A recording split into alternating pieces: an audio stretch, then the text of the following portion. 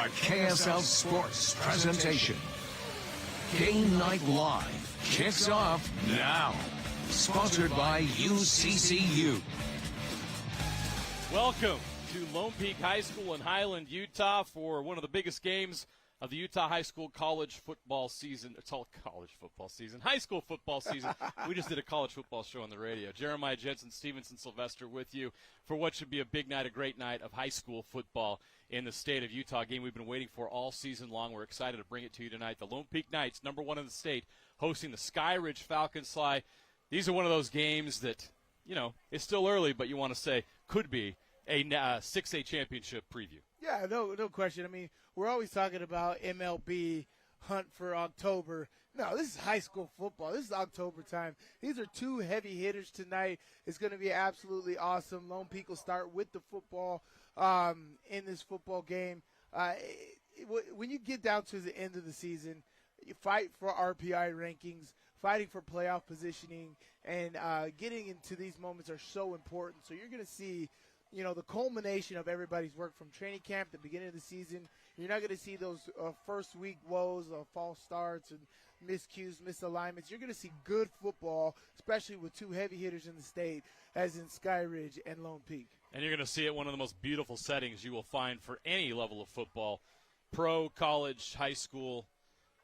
Beautiful scene here at Lone Peak High School. It's a perfect night for football. Sly, you mentioned the RPI ratings. And Corner Canyon, number one in 6A currently. But after week 8, after the results of this game, things could shake up a little bit. Lone Peak is at number 2. I think they'd like to stay at number 2. But Skyridge is at number 4, and they're within striking distance of moving up.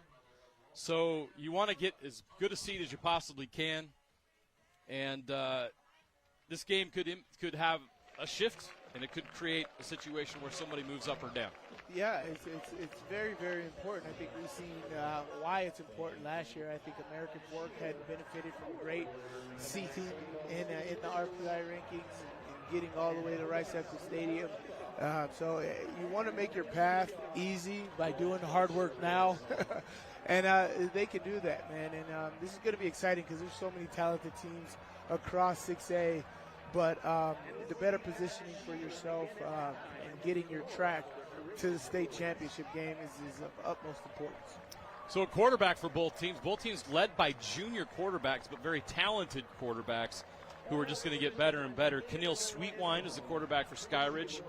58% completion percentage this year, 12 touchdowns, 12 interceptions. A lot of those interceptions were earlier in the year against tougher competition. And he's gotten better each and every week, as you'd expect a junior to do. And then on the other side, you have Kepanime Tolu, who's a transfer from Alta. We saw him in the playoffs last year lead Alta to the semifinals. He's now a Lone Peak Knight, 13 touchdowns, 2 interceptions, 1,200 yards passing on the season. So 2 players there to look out for as we get ready to bring that Lone Peak Knights football team out here on the field. You hear the Metallica in the background. You know what that means. Feel it in your heart. It's time to bring this team out of the tunnel. Put it in my veins, baby. Let's go. High school football. We'll try to get this home crowd rocking and rolling for what we believe is going to be the game of the year in Region 3. Still a couple weeks left, but most likely the winner of this game will end up being a region champion.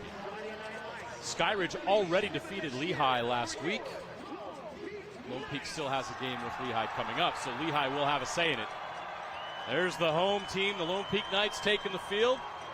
The Skyridge Falcons are in the north end zone. Got 12 up on the clock, and we're ready to rock and roll here at Lone Peak High School in Highland, Utah.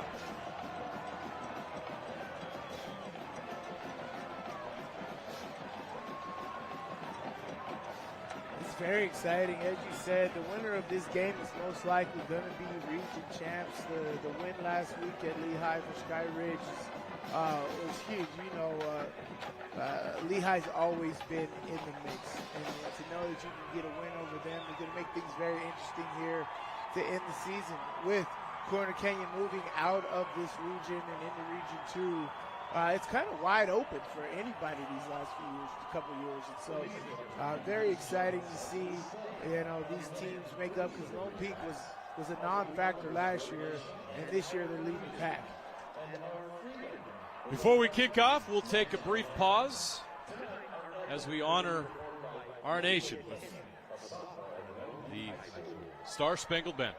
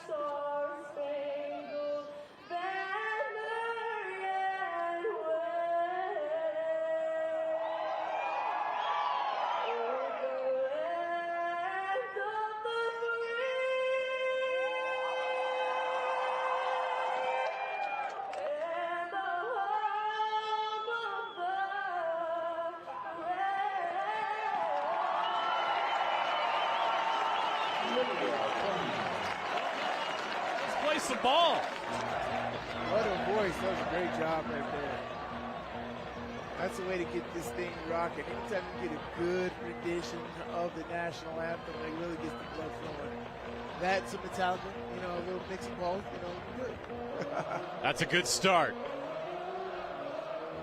Friday Night Lights, baby. Nothing better. Scene setting here in Highland, Utah. Sun's going down earlier now, so it truly is the Great Friday weather. Night Lights right out of the gate. We Great got the weather lights here in on. October. Gotta love it. It was almost, what is it, in the 80s to start this game at 7 o'clock? Right. Are you kidding me, in October? What a fall it's been so far. I'll take it. Beautiful night for high school football. No wind, no rain. Just a nice warm temperature. And a great matchup. Here we go. Lone Peak will receive the opening kickoff, as Sly mentioned earlier. Skyridge will kick.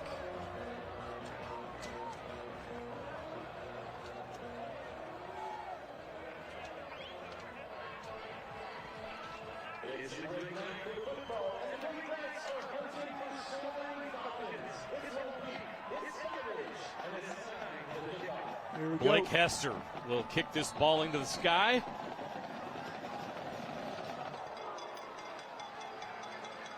We've got a return. Here we go. Lone Peak and Skyridge underway. He's got a lane. He's got the sideline. Hester gets the stop, but not before. They get a nice return from Jaden Mayberry, their star defensive back, wide receiver, and of course, he can get it done on special teams as well. He'll be a player we talk about a lot tonight. He had an excellent junior season last year, and he's been even better as a senior. Amazing return right there. I thought he had a lane in the middle. Either way, he should have set it up a little more in the middle so he could have room on the sideline. That could have been a touchdown to the house on the opening kickoff. But this is great starting field position for the Lone Peak Knights.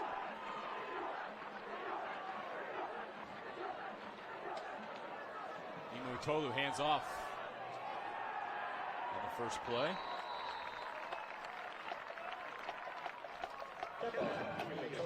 Hand off to number 6.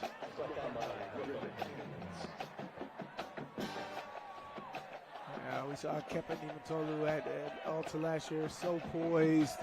Another year under his belt, just a junior this year, and so you're going to see how much that experience, what type of jump can he make from that sophomore to junior year here, leading this program to a great ranking here in Lone Peak and possibly a region title. With Samuel Wright on the carry. Second down and about 6. Nime Tolu keeps it, avoids the rush, Doesn't get much, maybe a yard. That Skyridge defense is tough. Great job by him of getting back to the line of scrimmage. That wasn't easy. That looked like a 4-yard loss was going to happen on that. And the athleticism of Nimatolu was able to make the defender miss and get back to that line of scrimmage, making it 3rd and 7. Griffin Coons in there on the tackle, junior linebacker, number 11. So 3rd down. And about 6. 46-yard line. Skyridge 46-yard line for a 1st down. Let's see what they do. Skyridge showing blitz. They bring it. It's picked up. Nimatolu going deep. Takes a shot. Too much on it. Incomplete pass. And Lone Peak will, I expect, punt. You never know these days. Well, honestly, the analytics tell us a lot of things these days, so I don't know what to think. Right.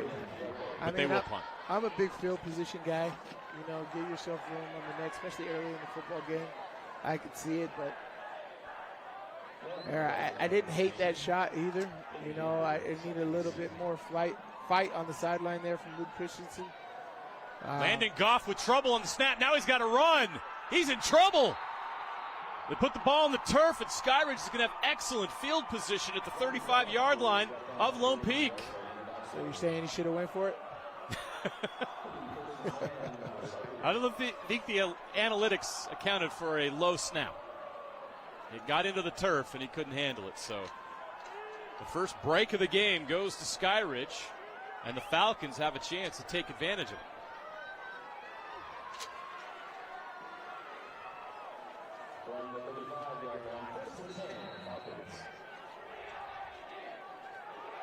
Neil Sweetwine. Zayden Salu in motion. Sweetwine's going to keep and carry. Down to 30. Now to the 25, 20, 10. He's got a shot into the end zone.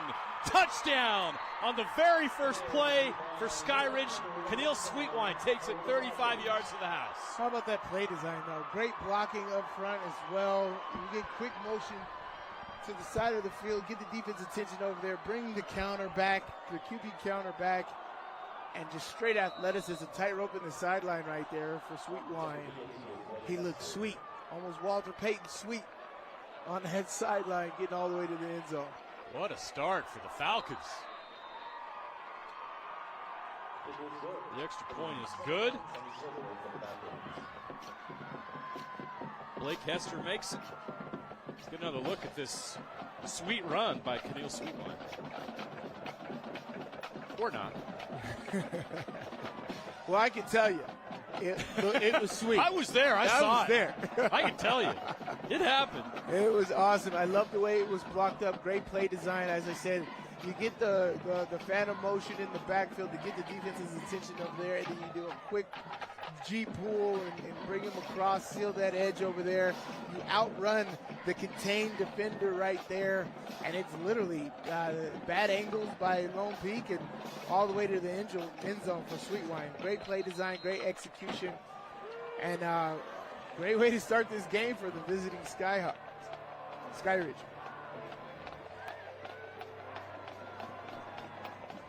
See how Lone Peak responds. They have not had a lot of adversity this year. One loss this season. It came in California. An out-of-state team.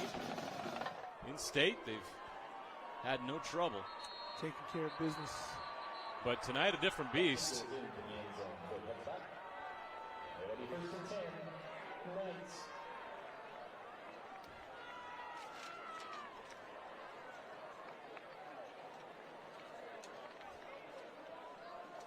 Let's see, this offense is going to take the field again. They had better starting field position the last time. And Lone Peak has wins over Timpview, Bingham, Corner Canyon. That's impressive.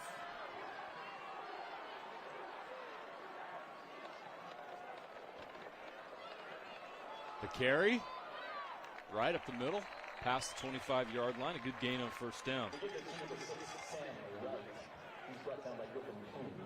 Last week, they fell behind 14-0 to American Fork and rallied to win 49-28. They rattled off 35 straight points. So you may be shocked by this start, but Lone Peak, they've been here before. Right. they will have no trouble coming back if they need to. Let's see how they respond here. Nice run there, a gain of 6. Ime Tolu's going to keep it and throw. Looking deep, now he's going to throw short and just throws it away. It's almost like he forgot that it was a screen. Yeah.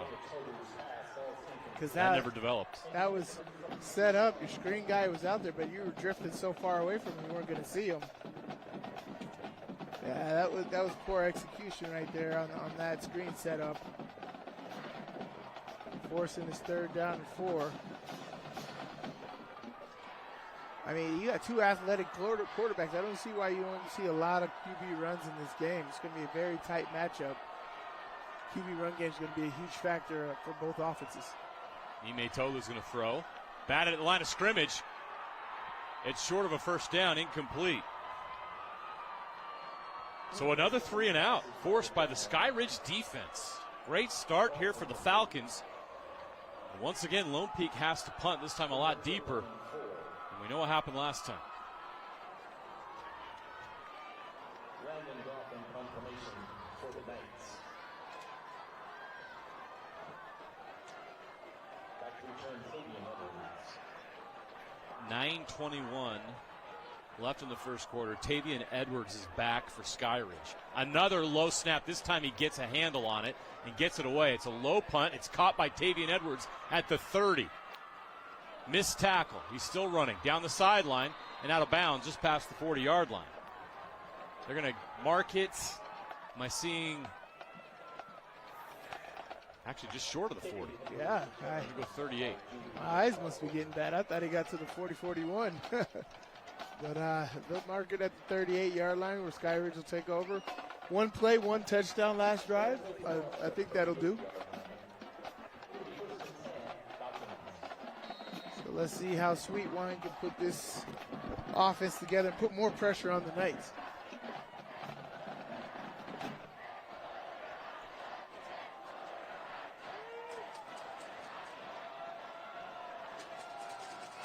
Empty backfield. Quarterback run. This time they bottle him up. A gain of about 2 or 3. Yeah, in tight matchups like this, as I said, I think Lone Peak's going to have to go to. They're going to have to go to some designed QB runs if they're going to get positive yards, especially in this 3rd down and intermediate, 3rd down and short, just like Skyridge is doing. Skyridge is implementing this QB run game. And it's been working. Receiver in motion. Handoff this time. Selu the carry. Zayden Selu. He's bottled up. That Lone Peak defense is ready this time. We mentioned Sweetwine running the football. It's been a little bit of a mixed bag in the pass game, especially early on in the season, but he's over 400 yards rushing and 7 touchdowns this season. So a dual threat quarterback for Skyridge, and let's see what they do on a 3rd and 7. Yet to throw a football. They might have to throw here. Well, just as successful as he's been in the air, he's also thrown 12 interceptions, 12 touchdowns, 12 interceptions. Over the middle, incomplete through the hands of the intended receiver. So he'll give you an opportunity on defense, but are you gonna make that opportunity if you're Lone Peak? But great job getting a 3 and out by this defense, only giving up 3 yards on that drive. Very stout across the board. Get your offense the ball back. Great job by this Lone Peak defense. Good snap. Short punt. Now Lone Peak gets a break. That is not a great punt. It goes out of bounds at the Lone Peak 47-yard line. That's where the Knights will start. Yeah, it looked like the tip of the football hit the middle of his foot. And, special teams already a factor today, Sly. Oh, for sure. Both teams here. But, Skyridge has taken advantage of their opportunity. The way that happened, I'd call that a turnover. Turnover on downs. But the position that they left, Skyridge 1 play and in is good. Now this is a short punt by Skyridge. Let's see if Lone Peak can make a pay. Ime Tolu in a pistol formation. He's going to throw it. Rush comes. He's in trouble. He's going down. Skyridge sends the house, and they get him. Again, I mentioned Coons earlier. He came in from that linebacker position. He gets the sack. Griffin Coons takes down Nime Tolu for the game's first sack. Great job right there, coming off the edge, putting pressure on. This is something Lone Peak should have scouted. It's like, you're not going to have that long a time to have a five-step drop. It's all got to be 1 or 3-step drops here and get that ball out. You know, whether that's a fade route or whatever, you got to set the fade route up off with motion, because these guys are very athletic up front. It's a great gain right there. Picked up some of that back. Now you got 3rd and long, 3rd down and 12. These guys are helping their opponents out with their shoulder passes. Not bad. I wouldn't do it, but you know, it's different. That's a really good run right there. That's been successful. Lone Peak needs to understand, like, my inside running game is working. Let me keep doing that until I can hit a play action pass, max protection, and hit something deep. But now you got 3rd and long. This is possible screen territory right here. That was Sean Tahi on the run. Now 3rd and 12. Sweetwine connects, but it's short of the line to gain. Catch is made by number 10, Owen McNeil. You go for it? The analytics would tell you yes. You just pick up a nice momentum gain. You're in right their there. territory, you're 2 yards short. Why not? Your defense did a good job of standing tall the last time. I'm aggressive, so I don't know if I'm speaking out of turn or what. I always go for it on 4th down. Don't play me in Madden. If you do, you know I'm going for it on 4th. If I line up and punt, it's fake. They are going for it. 4th and 2. Ooh, Skyridge just helped them out. Unless, nope, it is offsides. Yeah, I made contact, encroachment.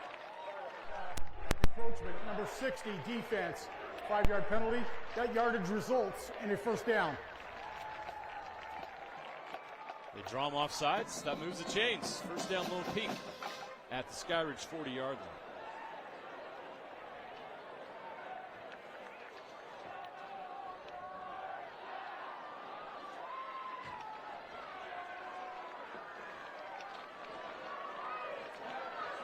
See if they go back to the running game here. They do. Tahi, the 35. Very effective right there. That inside run game. I've seen 3 straight ahead dives, and they have gotten chunk yards out of that. Remember, if you can get 4 yards on every down, that's a 1st down on 3 downs. That is a very good average. Doing a good job of slicing the interior of that Skyridge defense up to the point you're going to make them overcommit. Then you hit a play action or a bootleg, and you can get them. Now they go back to Wright with a carry. Samuel Wright. They split it up between Wright and Tahi, and of course, Nime Tolu carries the ball plenty as well. They almost have the same amount of carries on the season for a combined total of 14 touchdowns on the ground between the 3 of them.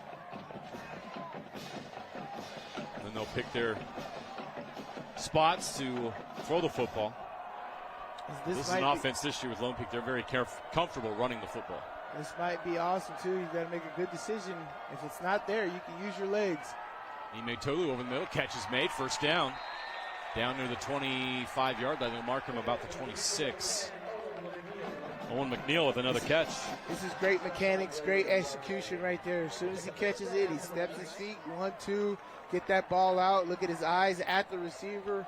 Follow through. Great job by Nime Tolu right there, picking up that 1st down.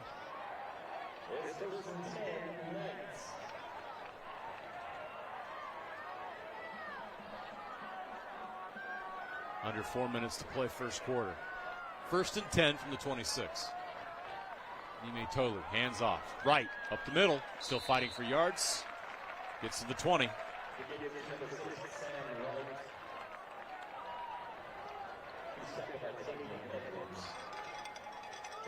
That offensive line getting done on this drive. They're getting a nice push.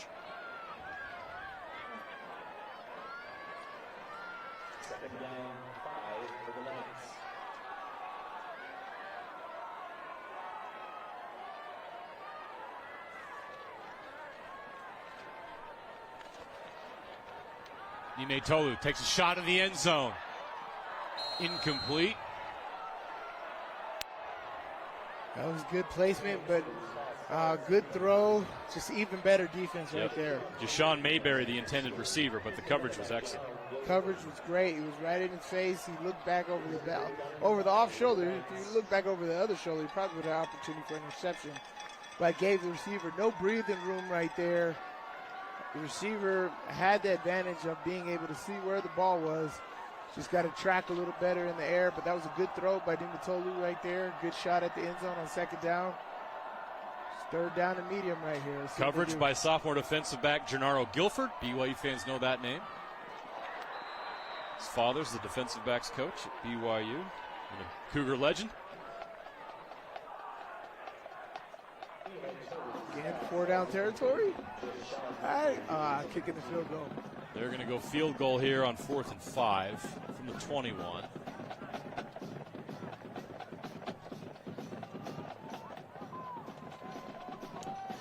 It's a respectable decision. Brecken Carr will attempt a 38-yard field goal to get the Knights on the board. It's up.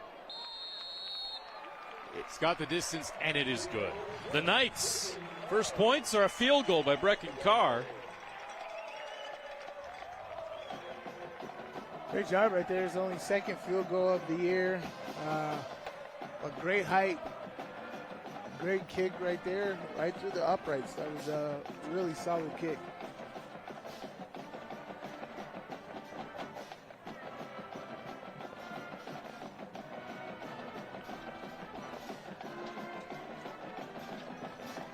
Three minutes to go here in this first quarter. Been pretty good with how these things have gone thus far. Skyridge, fortunate, with that muff snap on the punt from Lone Peak. One play and in.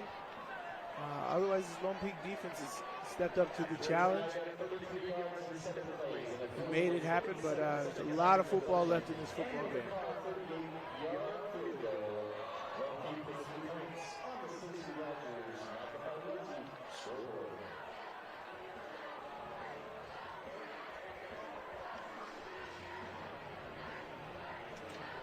.256 left to play in the first quarter. Skyridge leads 7-3 here on Game Night Live.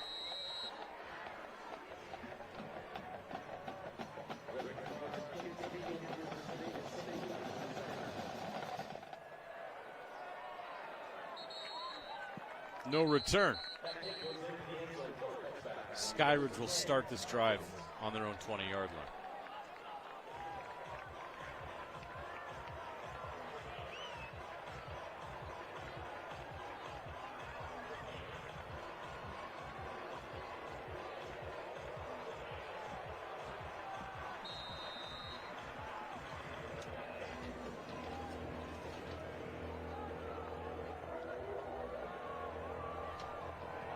Injuries always a factor. Lone Peak's missing one of their top defenders, Bot Mulatalo, with an injury. You get to week 8, you gotta start leaning on your depth. Catches made, tackles made. Reception by number 16. Hunter Sheffield with the catch. Seabrand's done a great job this year spreading the ball around. He's got a few top targets that he likes to go to. But as you can see, he's got a big arm. Takes a lot of risks, as we said, 12 touchdowns, 12 interceptions. But you definitely know he's gonna throw that ball around.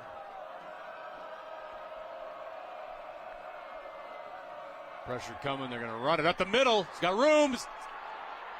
Midfield, he's got a chance. Can they catch him? Zayden Selou down to the 20. Huge run by Zayden Selou. From the 23 on one side of the field, the 20 on the next. Great job by that Skyridge offensive line. Wow. No penalties. Great job there by Selou. Great vision, great feet in the hole. Look at this here.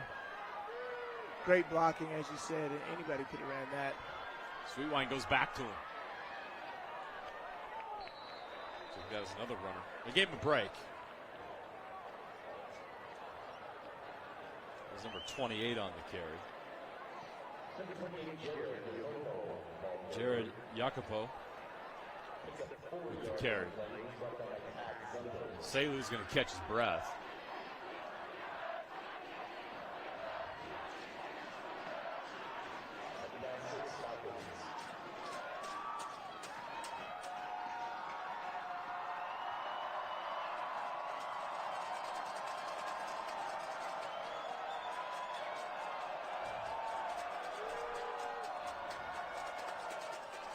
Oh, he slipped. Jacopo lost his footing. So no gain.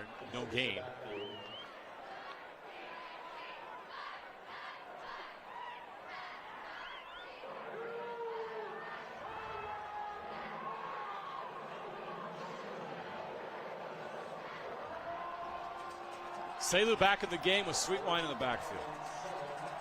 Fans bring the noise on third down. They need 6 yards in the final minute of the first quarter. Little reverse action. And Lone Peak gets it.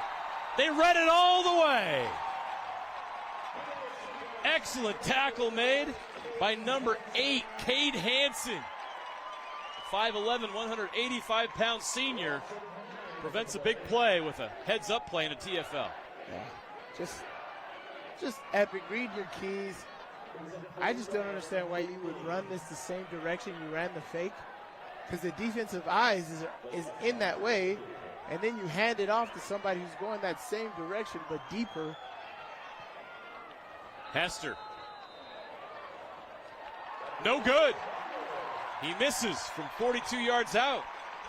And the Lone Peak defense, stands up. After a big run by Salu, set up Skyridge just outside of the red zone.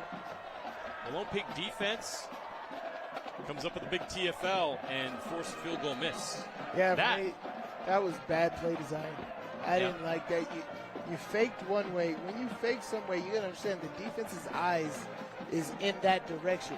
You can't bring a run back to the same direction that you faked. The defense is right there. That was a great job by Cade right there. Cade Hansen, and staying on his keys, staying alive during the play, not burying yourself, and getting a huge, huge break for this defense. That is a wrap on the first quarter. Skyridge leads Lone Peak 7-3. We'll be back with second quarter action after this. At Skin Science Institute, we offer top-tier educational experience in aesthetics, including the finest facility, the most comprehensive curriculum, and a team of highly experienced professionals. We take pride in our fun and exciting culture to give our students a positive learning environment while training on the best machinery the industry has to offer. We ensure our graduates not only receive the best education, but also step into their careers with confidence, thanks to our robust job placement support. Start your journey as an esthetician today. Our monthly start dates and financial aid opportunities make it easy to jump in. Visit our website at www.skinscienceinstitute.com to schedule a tour and enroll now. We begin second quarter action with a penalty, a false start in the first 2 seconds. So Lone Peak now first and 15 from their own 15-yard line.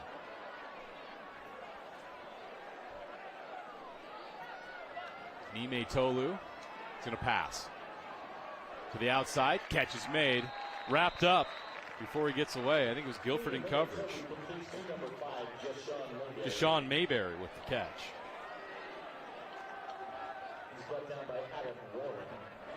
Mayberry, one of the top receivers in the state.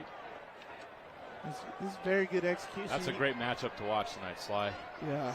Mayberry versus Guilford. This is great execution. You can see the majority of Lone Peak's plays that they run are those slants and comebacks. So that intermediate range, that's where I would be sitting if I was the defense. A lot of cover threes if I was the defensive coordinator. Oh, nice defensive play. Again, Coons is having himself a game here. Great job. Again, it is Tahi had no easy. chance. It is not easy to pursue on that backside, but he does that, keeps it tight to the offensive lineman right there. That tackle was supposed to come off on the second level linebacker, but the linebacker blitzed off the edge, so it made the DN even tighter to the tackle. Comes off and makes the play. Great job on the defensive side of the ball right there, chasing down that play. 3rd and 9. Tough spot here for Lone Peak at their own 21. Skyridge brings the heat.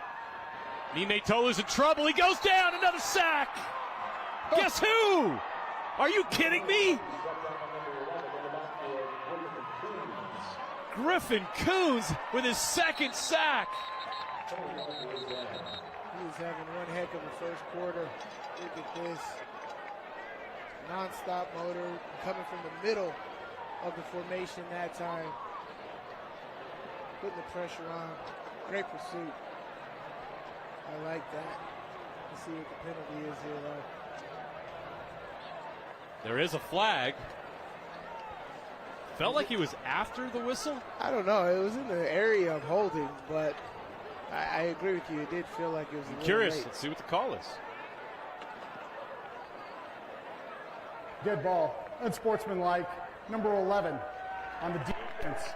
15-yard penalty. Remains 4th down. Ooh. I don't know what he did, but I wouldn't have called Excessive that. celebration. Yeah, but here's the thing. It goes from 4th and 17 to 4th and 2. 4th and 1. I'm sorry, it's 1 yard to gain here. Well, they got their offense out there. Last time they were in 4th and 1, they did a. They're going for it. They did a hard count. That's a huge call. Yeah, it is. Lone Peak going for it on 4th and 1 from their own 29. Oh, no, they probably won't now. Got another flag.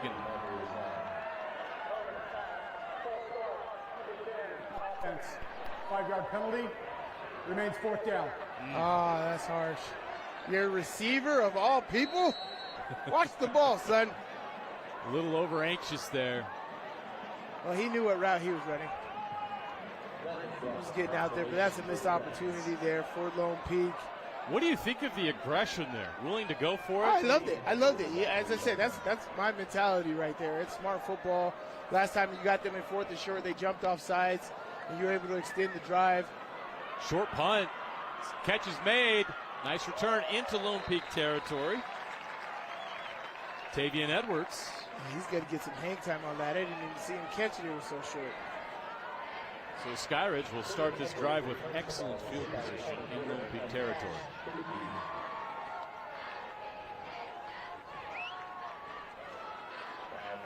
Yeah, he's got to get a lot more hang time up there, allow his coverage to get down there and cover that. Special teams have been an issue so far for Lone Peak. Oh, yeah, for sure. But great job by Tavian Edwards at coming up and making whatever you can out of that, making it even shorter field for Sweetwine. Sweetwine keeps up the middle, tries to get outside. He's wrapped up before he does, but he gets to the 40, which is a nice start to this drive, a gain 6. Yeah, as I said, QB run game looks like it's going to be a factor with these type of style of defenses. Now we're waiting for Lone Peak's Nime Tolu to get in the QB run game. But Sweetwater's doing a great job. Sweetwine's doing a great job of his QB run game and execution here, mixing things up. A little movement, no call. Play on. Play clock's down to 10. 2nd and 4 from the 40. Sweetwine keeps, throws outside, catch is made. He's got room to the 30. That's where he's wrapped up. Good for a first down. Excellent execution on that play. How about that for an RPO? Sheffield the catch. That moves the chains. Great job, because that was a backwards pass, too, so it doesn't matter who's downfield or who's blocking when. Great execution there, as you said.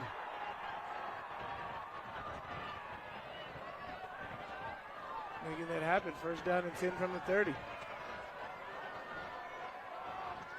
Coming up on 8 minutes to play in the half. Pitch outside to Selu. He's wrapped up quick. Great job by Lone Peak. They get the TFL. It's a group effort.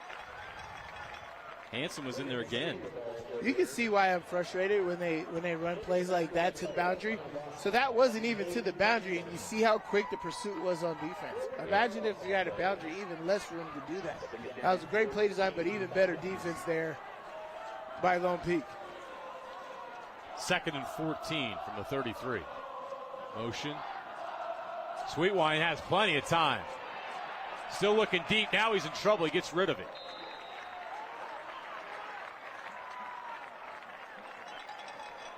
Sweetwine's a big body for a junior. 6'4", 200. Wow. That's good size. Big arm. Very, very elusive.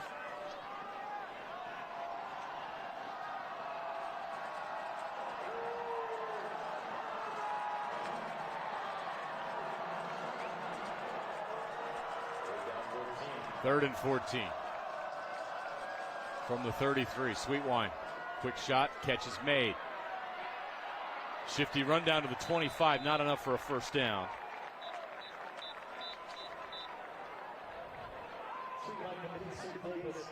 Davis Fiennes with the catch. Nice effort, but on 3rd and 14, not enough for a first down. See, they missed the kick the last time.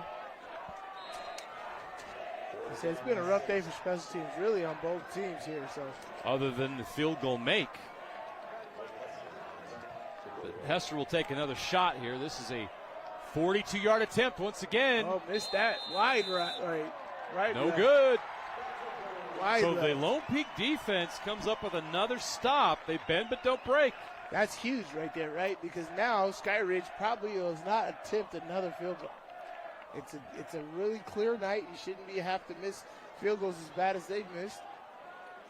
Well, you saw how aggressive Lone Peak was on a. Right. I think we're going to see a lot of aggression tonight. Yeah. A lot of. Sides. And you're even seeing that in college, Sly. You know, like third down is not as big a deal as it used to be. It's about because teams know they're going to go for it on fourth down, so they use third down to set up their fourth down. As short as possible. Yeah. And I think we're starting to see that here with these high school teams. Is they're thinking 4 downs wherever they're at, and it shows the confidence both teams have in their defense. Lone Peak back on the field with their offense. Nime Tolu's going to hand it off. No, he's going to keep, and he gets tackled. Wrapped up quick. Nice play action, but Skyridge was not fooled. Boston Sorensen. No, sorry. Ikopo Malufau with the stop. Linebacker, 5'10", 230 pounds, the senior. Great job of staying on your keys, right? Like, somebody's responsible for the stretch run, somebody's responsible for the quarterback. Tolu looking deep, takes a shot over the middle, in too much, incomplete.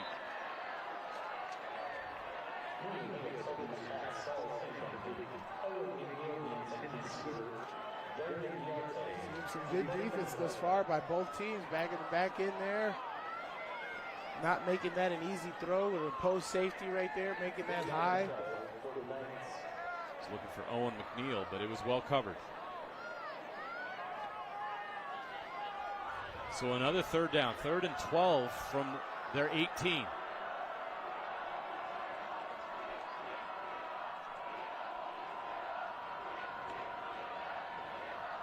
Ime Tolu has a pocket, gets rid of it. Safety over the top, incomplete, out of bounds. Bad pass, he was eyeing that. That was going to be a stop and go route right there, forcing them to punt again. Again, watch Damian Evers right here. These punts have been very low, not getting much hang time, not allowing their coverage to get down there and cover this kick, make sure the punt returner doesn't. There's an avenue there. You got you guys tighten the formation. If he gets a hole here, watch for a big return. Another low punt. Takes a Lone Peak bounce. He will not return it, and it's an excellent bounce. Wow. Almost a 20-yard bounce down to the 33-yard line. So Lone Peak gets a break there on a low punt. Bounce near the 50 and ends up near the 30. They'll take it. That might be the game plan. Let's not punt it in the air. Let's skip it like skipping rocks and get it down there. because that's a great punt as far as where it ended. Yeah, if that's the game plan, just keep doing that and get great coverage on the other side. Both teams have dangerous return men. Tavian Edwards is one of the best in the state.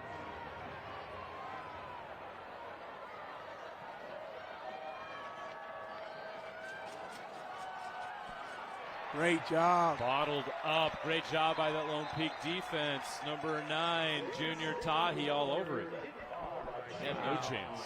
One great job with the penetration, and then great job of wrapping up and getting them for a loss right there. That was a short loss, but that was just great DN play right there.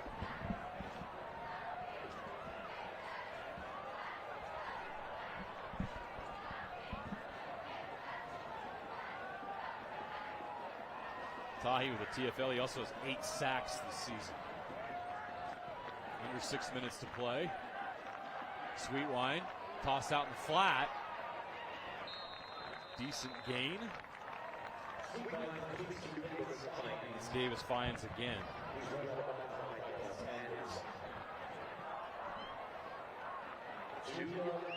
Just 2 yards is all they're going to give him there. So it's 3rd down and 8 from the 35. Defense, the story so far outside of that run to start by Sweetwine. It's been all defense tonight as we approach halftime. Sweetwine takes a shot in the middle deep. Incomplete, and he took a shot. Sweetwine was tattooed in the backfield. So Lone Peak bringing pressure. We got a defensive matchup on our hands, man. Yes. Both of these defenses are playing great and playing great on the back end. Both of these defensive fronts are doing an amazing job. Even with the unsportsmanlike conduct penalty, they held strong, made a punt, man. So this is going to be a tight one all the way to the end. Not out of reach at all by anybody. But great defense is being played on both sides. Andy Stice put pressure on Sweetwine. Not a good bounce for Skyridge, but they down it at the 42-yard line. So it's one a of field those position battle here. bend but don't break scenarios here, right? Like, you keep hammering home. Lone Peak has had great success at doing that dive play. They got to continue doing that until something else opens up, a little bit more comfortability. You find that vulnerability on the defensive side of the ball with Skyridge. They're going to lack in a certain area. So look for them to go back to here doing a nice dive run play and having that open up into a deep pass.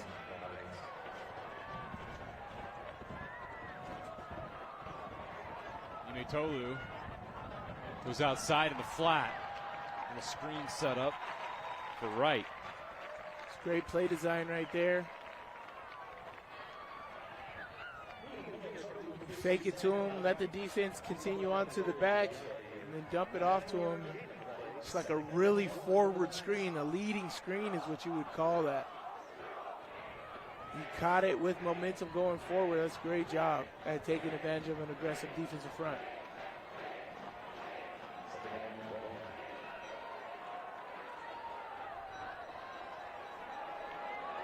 They pick up the yard, 1st down and more. Nice run by Wright.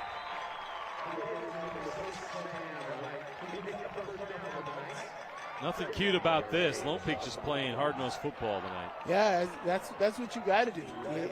And I said that's where they found success is these straight-ahead run plays right here. Nothing funny, all business.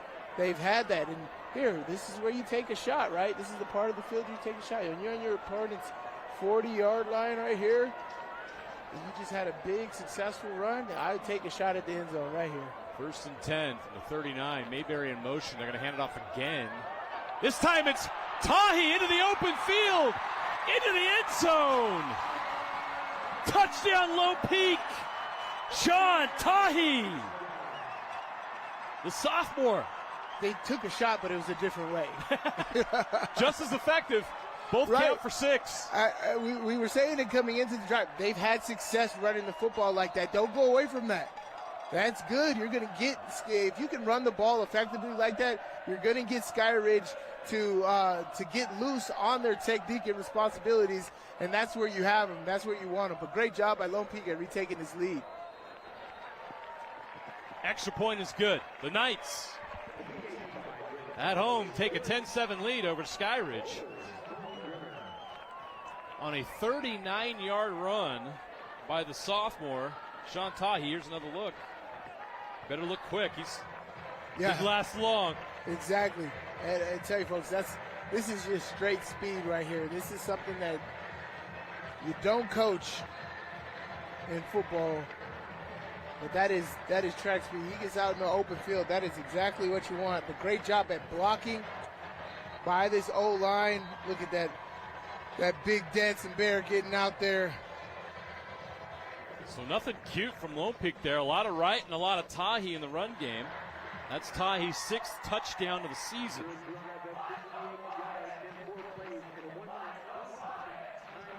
.347 left to play in the half. A half that's flown by. Yeah, it has. A lot of run plays tonight. Quarterback and running back. Well, 2 rushing touchdowns, right? One from Skyridge, one from Lone Peak. 3-point game, 2 missed field goals. Couple special teams gaffes. But this is very much a game that's not out of reach.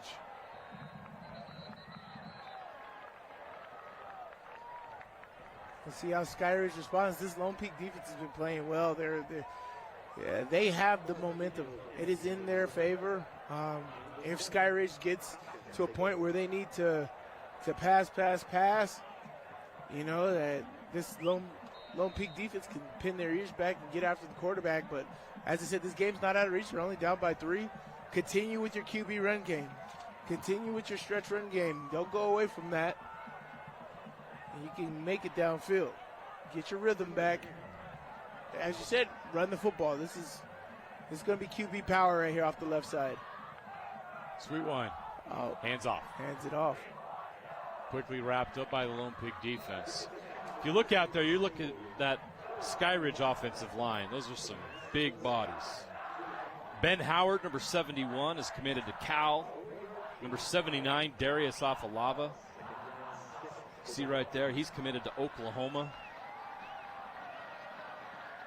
Jaden Howard's just a junior. They got some big bodies up front. Open, catch is made. First down, Amora past the 40.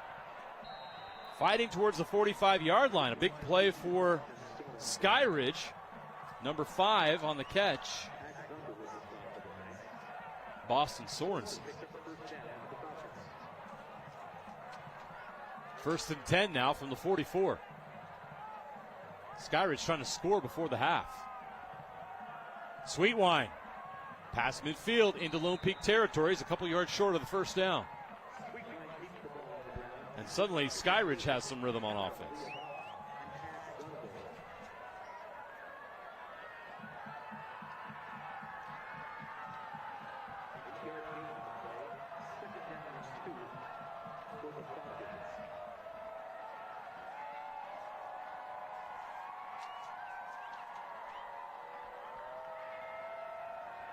Handoff.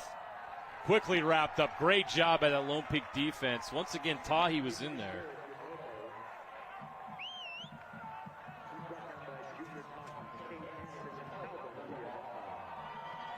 Junior Tahi, he's been all over the place.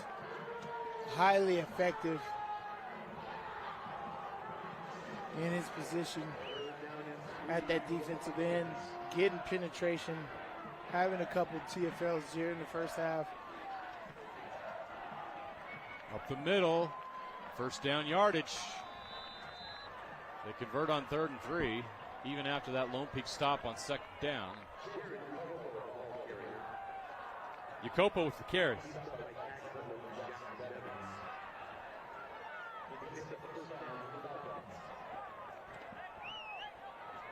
First and 10 now from the Lone Peak 44. 90 seconds left to play in the first half. Sweetwine's going to pass. Over the top. Jump ball, incomplete. Great defense. So you test number 1, Jaden Mayberry. You often lose.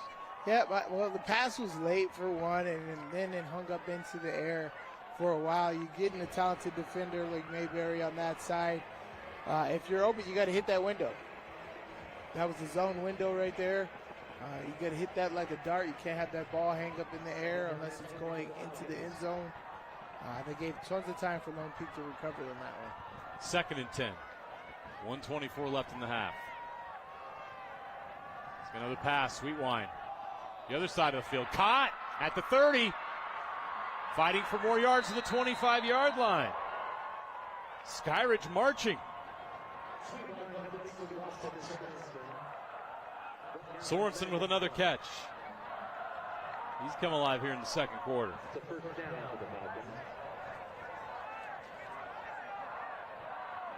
Skyridge 1st and 10 from the Lone Peak 25. Quite a response here by Skyridge. Clock stops with 1:16 to play in the half. Trips left for Sweetwine. Blitz comes. He keeps. Escapes the blitz. Gets to the 20. Ball's loose. Recovered by Skyridge. They are fortunate. Selu came up and got it.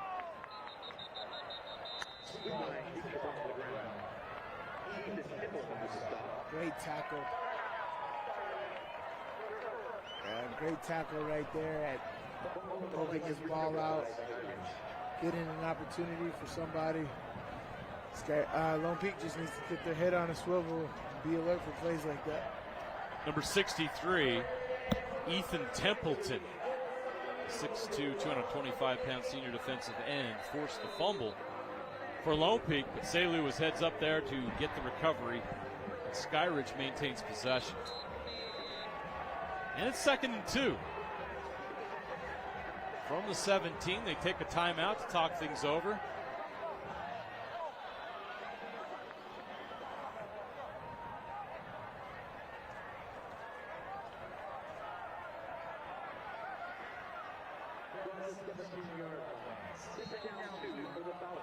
Skyridge gets the ball to open the second half. That's why this is really important.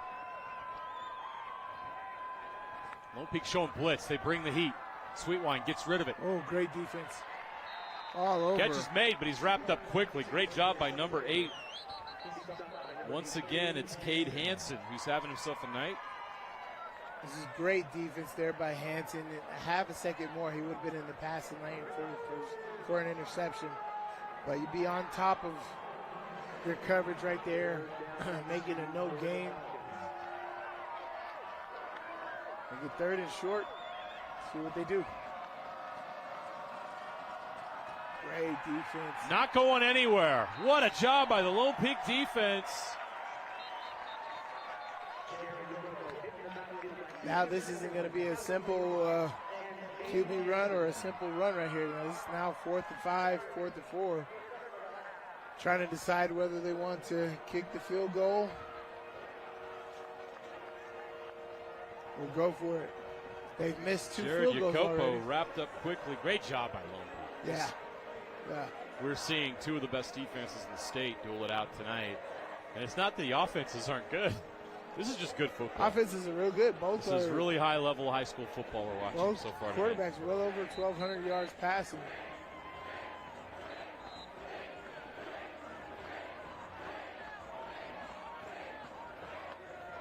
It's a game that may just come down to who has the ball last. Yeah. Big play here. 4th and 4. They're going to kick the field goal, actually. Big play because it would tie it at 10. Remember, Skyridge gets the ball first to open the second half.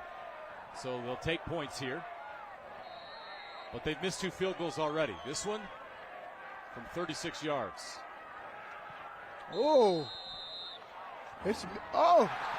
Yeah, he missed No good. Hits the upright. Great job by the penetration of the defense right there, getting up there, making the kicker a little skittish. Look, he was back there, almost blocked that. Hits the upright. What are the odds of that? That's harder to do than miss. Great job by the Lone Peak defense. Yeah, again, great job. It looked like Skyridge was threatening, man. They were getting some chunks on that They drive. were in the red zone. running. But this Lone Peak defense stood up. We'll see what does Lone Peak get aggressive here? I don't think so. But we'll see. 30 seconds left in the half. From their own 20. Nime Tolu's going to throw it outside. Is that intercepted? Yeah. It is! Skyridge with the pick! Oh, boy. Telegraph that. Samuel Pullman.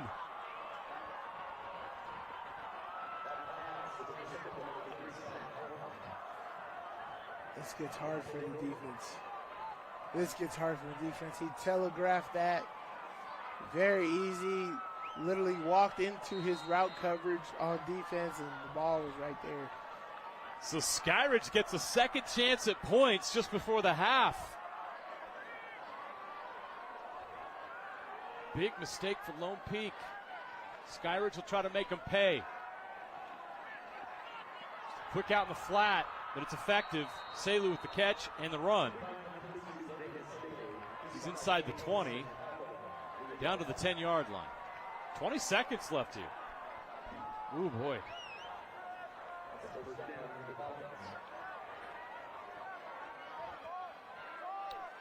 That's great. Got out of bounds. Got one timeout left. You could legitimately, honestly, might even want to spread everybody out, do QB draw right here. Get a chunk yard. Take a timeout. Timeout by Lone Peak. Oh, that sucks. You want to at least run one play before you wasted a timeout right there. But now you have 3 shots at the end zone. You can't land inbounds. If you land inbounds, you got to hurry up to the ball and spike it. But you have time to sit in the pocket here and have 3 opportunities at the end zone from the 11-yard line. So Lone Peak now with 1 timeout left in the half.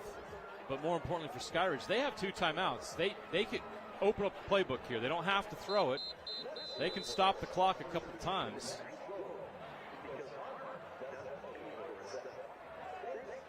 A lot of options here inside the red zone with 20 seconds left in the half for Skyridge. Crucial opportunity for here after the turnover for Skyridge to get points. Again, they get the ball to open the second half. Back to the action. Sweetwine. Selu in motion. All alone in the backfield. Sweetwine throws up. Is that picked? Yes. Are they going to give it to him? Yes. They are. Wow. Landon Goff. What a play. Let's take another look. He's had a heck of a first quarter here. What a pick. Oh, wow. That's a game changer. Yeah, it is. It's not even his coverage. That's just running to the football. He had the guy in the flats. He's running to the football and gets that. Lone Peak's going to take a knee. That's smart. smart.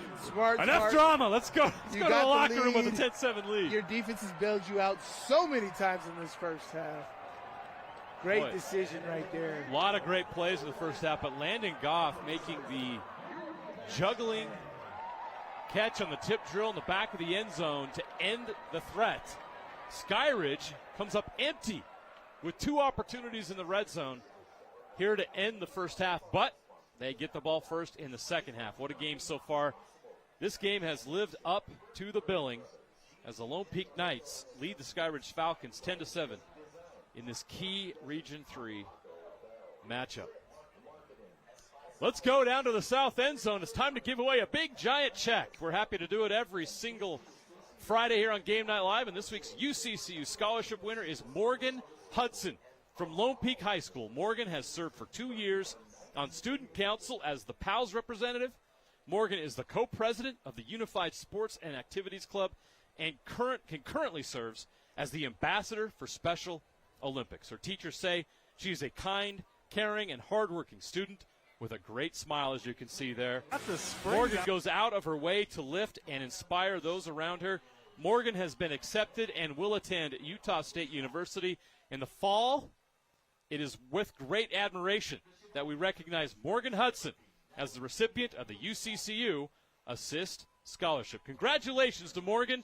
Enjoy that big giant check. And thanks to UCCU. UCCU, love where you bank. It's a wrap for the first half. Enjoy the halftime programming. We'll be right back here in about 15 minutes with second half action. Lone Peak leads Skyridge 10-7 on Game Night Live. From commercial to recreational truck accessories, Mountain Land Truck Outfitters has got what you need. Flatbeds, spray and bed liners. At Skin Science Institute, we offer top-tier educational experience in aesthetics, including the finest facility, the most comprehensive curriculum, and a team of highly experienced professionals. We take pride in our fun and exciting culture to give our students a positive learning environment while training on the best machinery the industry has to offer. We ensure our graduates not only receive the best education, but also step into their careers with confidence thanks to our robust job placement support. Start your journey as an esthetician today. Our monthly start dates and financial aid opportunities make it easy to jump in. Visit our website at www.skinscienceinstitute.com to schedule a tour and enroll now. At Skin Science Institute, we offer top-tier educational experience in aesthetics, including the finest facility, the most comprehensive curriculum, and a team of highly experienced professionals. We take pride in our fun and exciting culture to give our students a positive learning environment while training on the best machinery the industry has to offer.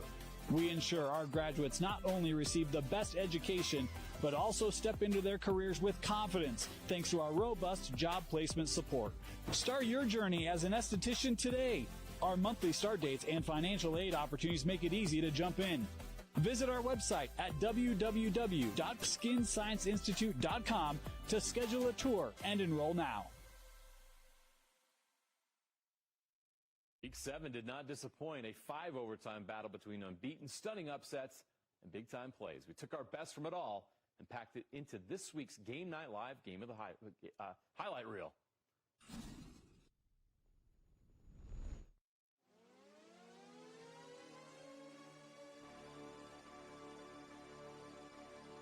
Nothing will be handed to you. Nothing.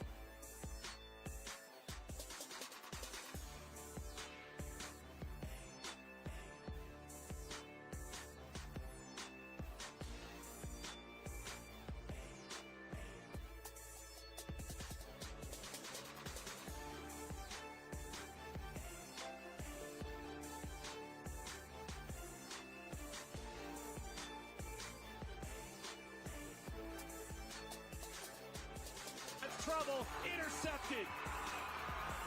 He's got a shot. 30.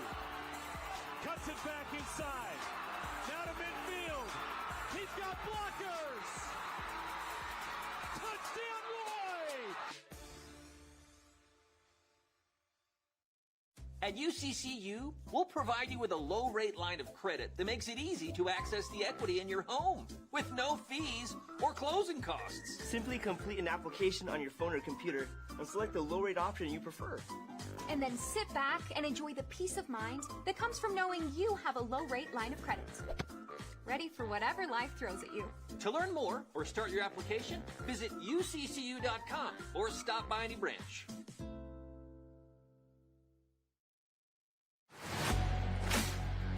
Here's KSL Sports Rewind's top plays and performances from last week. Number 5, Lone Peak trailed this game early, and, well, this is just silly. Niome Tolu Beautiful throw, and how about the extension from Owen McNeil to haul in the catch down the sideline as Lone Peak got the win. As play action, Kepa lets it go down the field. What a catch at the opposite 30-yard line. Owen McNeil. Alta hosted Olympus on Friday night, and Matt McKay, some of us strain our back when we try this. How about bending over to keep that one off the turf? Nice grab for McKay. Brown drops back, looking for McKay, and it's Matt McKay. What a great catch by Matt McKay. He's able to pluck it from the shoestrings, pick up the first down. And finally, an important early region game, Maple Mountain at Orem, opening drive. And how about this throw right over the defense, and Derek Morehouse with a beautiful diving reception.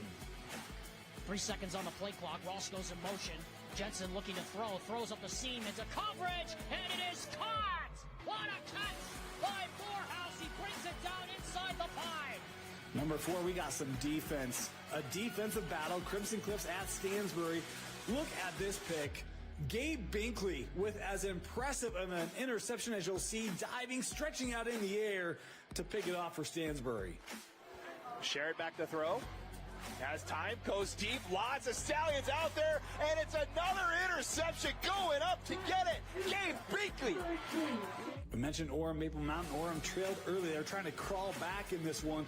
The throw over the middle, deflected and into the hands of Karsten Fagan for the interception in the end zone. Kava back to pass, looking, throws up the seam. That is tipped and intercepted. Karsten Fagan with his second big play of the game. And finally, Roy hosting Woods Cross, and Woods Cross with an opportunity late, trying to crawl back. Zay Morris tracking, and he doesn't just look for interceptions. He looks for open field. He had this 2 yards deep in the end zone, making men miss, and now showing the speed. You know what they say, look good, feel good, play good. It looked good, he felt good, and he played spectacular as Roy got the win over Woods Cross. Simmons will throw. In the pocket. Great protection. Goes to the corner of the end zone. That's trouble. Intercepted. He's got a shot. 30. Cuts it back inside. Now to midfield. He's still going. He's got blockers. Touchdown, Roy! Number 3, good luck finding a DJ that can move and shake like this. Isaac Montsuri took a little pass in the flat, makes half of the defense miss, and he takes this 50 yards as Bonneville upsets Northridge 29-21.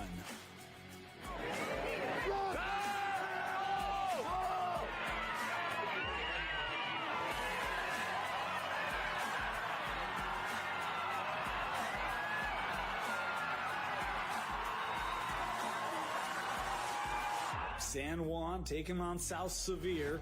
A little toss here to Jagger Nevis, and, well, you can't handle the truth. Nevis just rolling out of would-be tacklers. Look at the size, and now the speed of Nevis to take this to the house. Impressive touchdown run as San Juan cruises to the win. Trips right, one receiver to the left. Runs the quick pitch. They get it out to Neves. Neves breaks through one tackle. Now he gets hit by Healy. Breaks another tackle. There's Jagger Neves.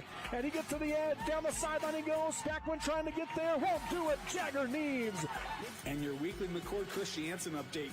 If he isn't a magician when he grows up, he missed his calling in life. How does he do this every week? Half the defense couldn't tackle him. The other half couldn't catch him, leaving defenses and commentators speechless on this one.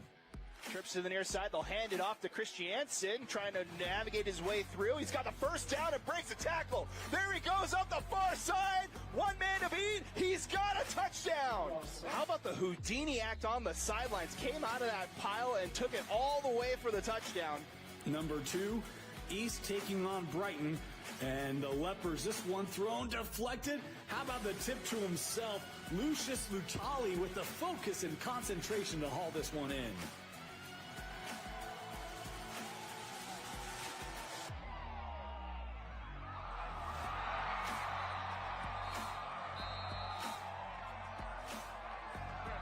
Meanwhile, Green Canyon had their hands full against Mountain Crest on Friday night. Speaking of hands full, how about the one-handed reach back? Cooper Johnny able to reach it back and haul this in one-handed. What a grab.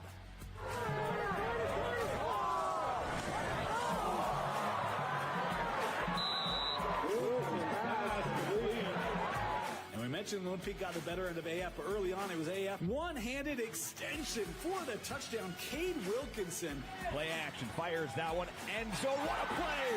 Cade Wilkinson, a one-hander on the fade route. Touchdown, American Fork Cavemen. And your top play of the week. The two best teams in 1A squared up on Friday night. Beaver up late, and it's Jake Smith, the quarterback, taking this 50 yards, weaving in and out of traffic. I didn't know they had traffic like that in Colville. Ties it up with under 2 minutes to go. This game would go to overtime. In fact, it'd go to 5 overtimes. In the 5th overtime, Beaver can't get it in. The North Summit defense gets the stop, and now it'd be up to the offense of the Braves. And where do they turn to? The quarterback, Smith, running it in, and North Summit defeats Beaver 14-12 in 5 overtimes to remain undefeated. The Braves are 7-0 for the first time since 2007. Takes the snap. Smith, high snap, goes to the left, goes to the middle, and the North Summit Braves defeat the Beaver Beavers as Smith goes right up the middle, untouched for the point after touchdown. If you've got a top player performance you'd like to nominate, send them to us via your favorite social media platform at KSL Sports Rewind. From commercial to recreational truck accessories, Mountain Land Truck Outfitters has got what you need.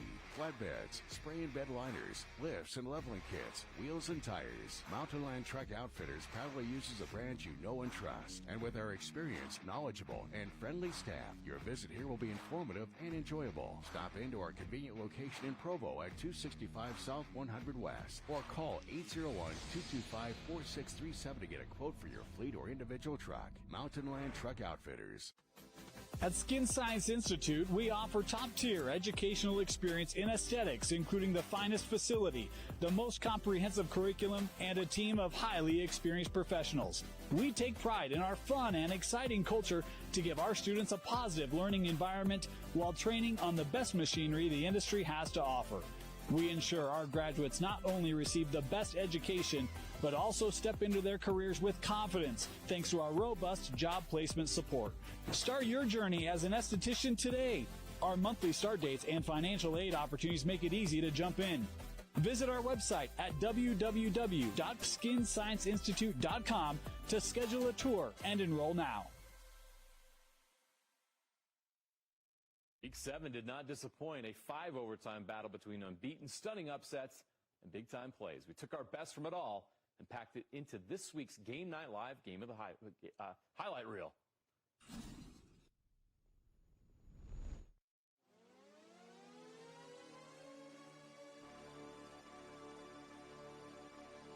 Nothing will be handed to you. Nothing.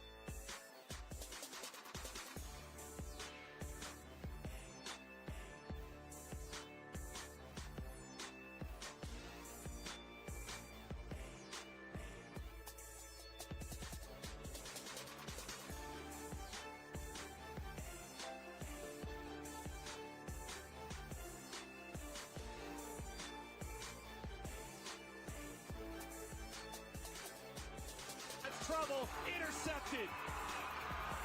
He's got a shot. 30. Cuts it back inside. Now to midfield. He's got blockers. Touchdown, Roy! At UCCU, we'll provide you with a low-rate line of credit that makes it easy to access the equity in your home with no fees or closing costs. Simply complete an application on your phone or computer and select the low-rate option you prefer. And then sit back and enjoy the peace of mind that comes from knowing you have a low-rate line of credit. Ready for whatever life throws at you.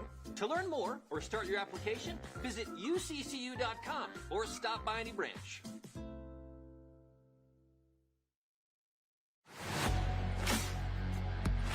KSL Sports Rewind's top plays and performances from last week. Number 5, Lone Peak trailed this game early, and well, this is just silly. Niome Tolu, beautiful throw, and how about the extension from Owen McNeil to haul in the catch down the sideline as Lone Peak got the win. As play action, Kepa lets it go down the field. What a catch! At the opposite 30-yard line, Owen McNeil. Alta hosted Olympus on Friday night, and Matt McKay, some of us strain our back when we tried this. Welcome back to Lone Peak High School. We're getting ready for second half action between the Lone Peak Knights and the Skyridge Falcons. Lone Peak leads this game 10-7.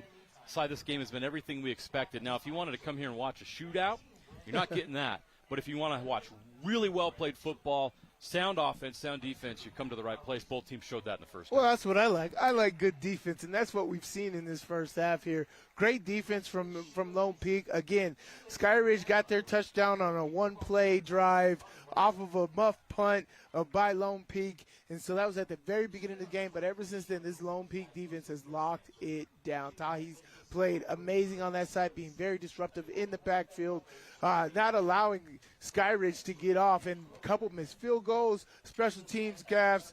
This has that game feel of coming down to the wire that you want in a top 5 matchup, and that's exactly what we got here. Skyridge, Lone Peak, top 5 matchup, good football, good on good. This is possibly another playoff matchup that we're going to see down the road.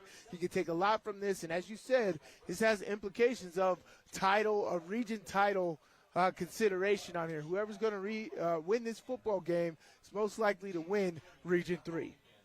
And, of course, there's always the RPI. They want to keep where they're at in the RPI. There's potential of moving up or down.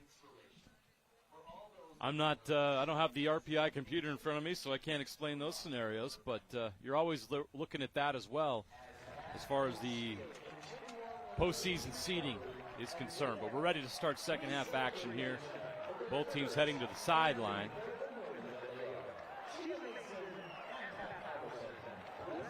And we're ready for what should be a really exciting second half. Skyridge had a chance to put points on the board right before the half, had 2 chances, and could not come up with any. Pretty wild final minute of the first half, final 30 seconds that featured 2 interceptions. So the defense has been outstanding on both sides. We'll see which one gives here in the second half. 10-7 Lone Peak with the lead over Skyridge. Skyridge will receive the ball first to start the second half.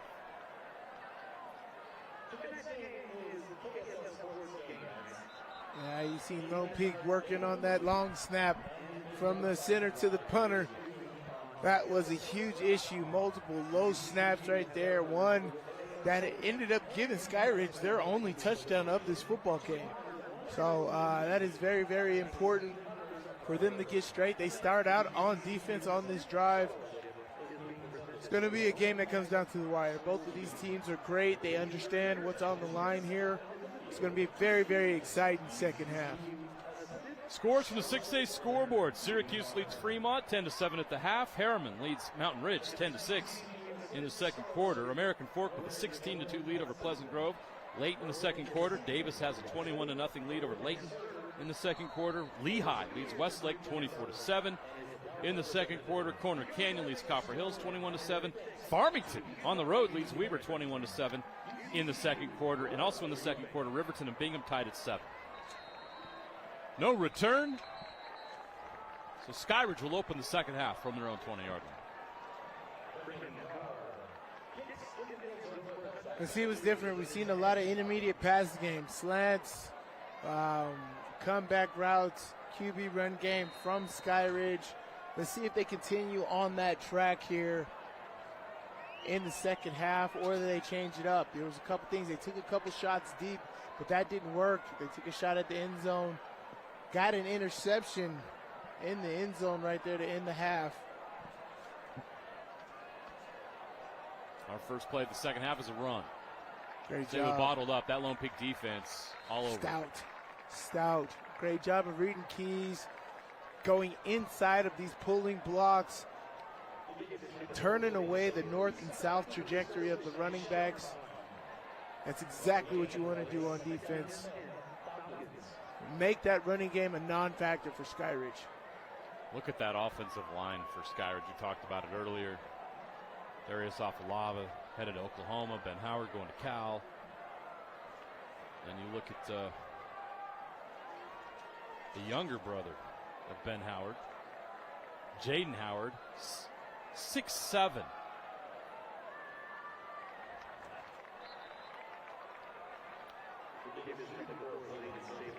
That's a big boy. Great job again with this running game right here.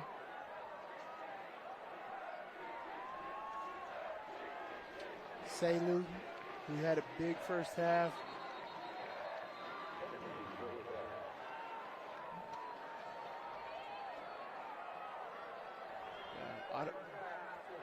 Number 36, defense. 5-yard penalty, yardage results, and a first down. Yeah, that's tough. You get 3rd and short. You've been doing so good on 3rd down of your defense, and then you jump off sides right there. First down and 10. Breaking tackles near the 40. Good run by Selu.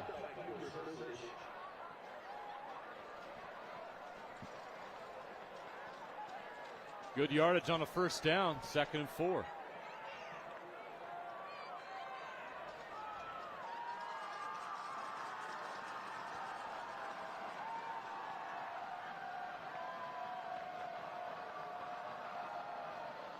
Patiently runs. Bottle up before he gets to the marker. So it'll be a 3rd down here. It's 3rd and very short. It's going to be 3rd and half a yard right there. Great job by this offense. Patient. Oh, they gave him the first down. I thought he was short. I thought he was short too. They gave him the benefit of the doubt. That'll move the chains. 1st and 10 from the 43. Selu again. Up the middle. Wow. Strong, powerful run. Great job by Selu running with violence.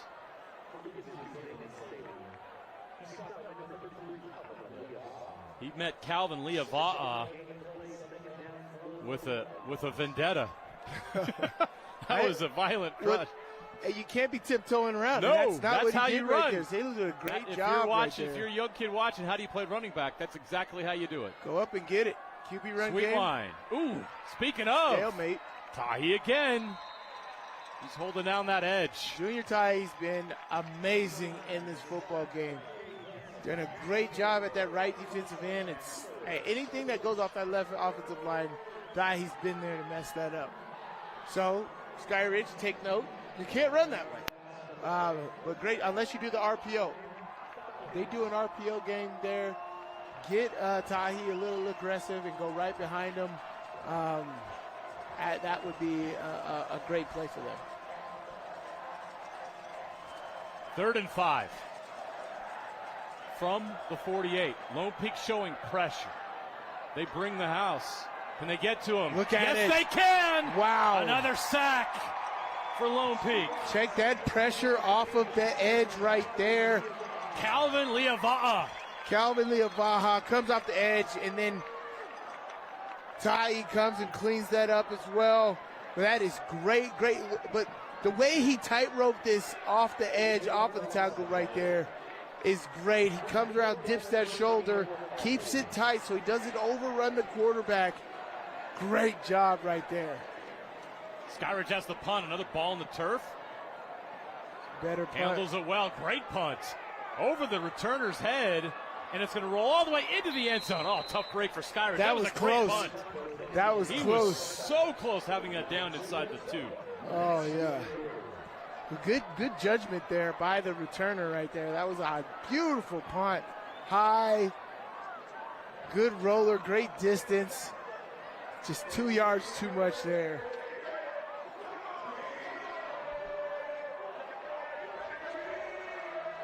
This offense was sputtering for a majority part of that first half, but they got some traction on their second to last drive with running the football. Let's see if they get back to that. Straight dive plays, they've had success.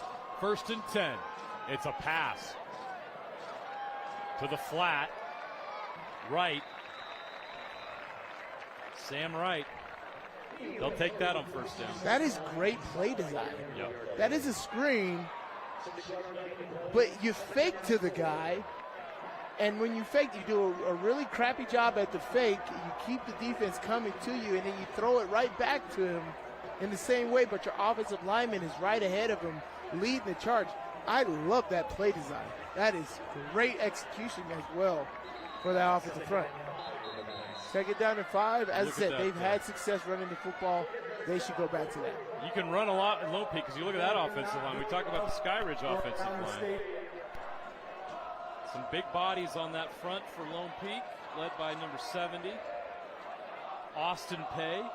Brother of Connor Pay? Brother of Connor Pay. 6'7", 295. Wow. You can see the size right there. Very athletic as well. You can definitely see the way he takes the field. Athletic, big guy that can move. It's what you want. Toby Mealer, number 53. 6'5", 310. These are high school kids. There's some beef up there. Makes it easier, I should say. Nothing's easy out here. Easier in the run game. But you can see why these guys lead the state, right? Yep. A lot of talent out here tonight. Another run, not much there. We went back to right. Can't get the push they want.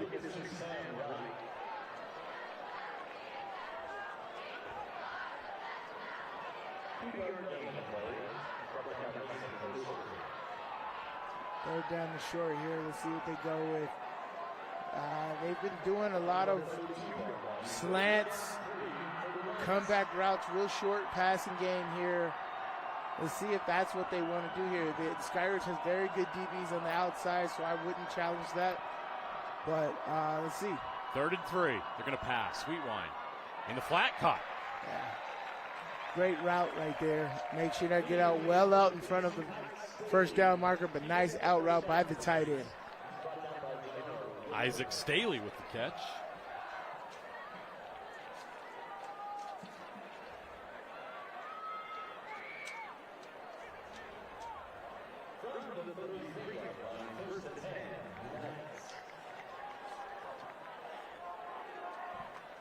Moves the chains. 1st down at the 33. Under 6 minutes to play in the quarter. Handoff. Up the middle. They're going to grind this out. This is what they should do. They're doing a great job. You got that big offensive line. Reward them. You pound it up the middle a couple times, and you can hit them up over the top. As soon as you loosen that, you tighten that defense up, and then you take a shot down deep, get them loose, get that defense discombobulated with your play calling. Rashawn Tahi, who has the night's only touchdown of the game. He's 2nd and 5. From the 38.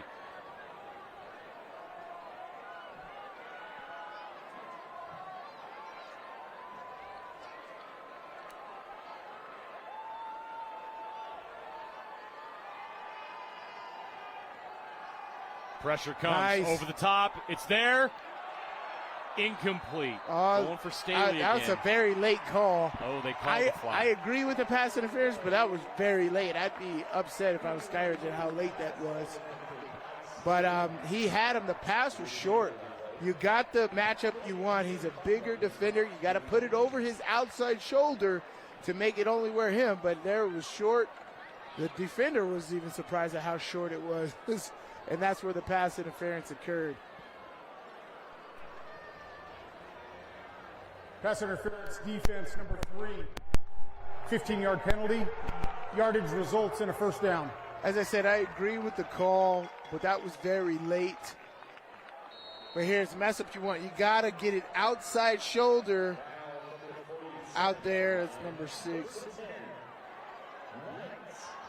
He wasn't able to step up into the pocket right there, but you got the matchup you want. You just got to put that ball on the outside. Lone Peak now on the Skyridge 47-yard line. Nime Tolu is going to pass. Now he escapes the pocket. Tries to get a block, fights for some yardage. He gets about 4. Past the 45 down to the 43 is where they'll mark it. Great decision by him at pulling it down. He wanted to go to the outside here, but it was covered extremely well. Good decision right here, picking up what you can. Make sure you put the ball away, protect the football. Great defense by Skyridge right there, making him pull that down and forcing second down in the medium. Having some equipment issues down there. Play clock's rolling, they gotta go. Austin Pay had to come out of the game to try to fix some equipment. Under 4.5 in the third. Tight formation, Nime Tolu. Skyridge shows blitz, they come. Tahi with the carry, breaks it outside, Tahi to the edge. Past the 30, down inside the 30 to the 27, 28-yard line. Another great run by the sophomore, Sean Tahi. Great vision here by Sean Tahi. As we said, he had speed in that first half with that first half touchdown. But here you can see his ability to accelerate in certain parts of the run is excellent, allowing this to happen right here. Great blocking downfield right here, getting as much as you can. This offense is rolling. A big part of that is this running game. They got to keep on it.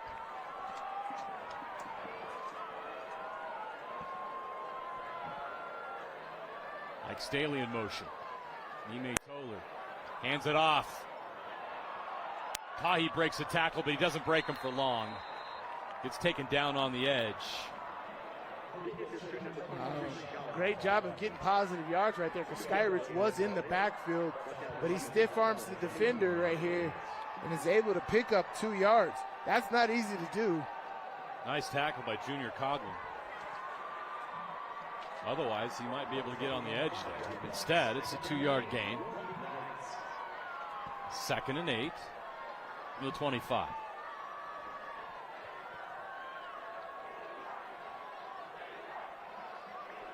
Pay is back in at left tackle. Nime Tolu goes to the end zone. Too much.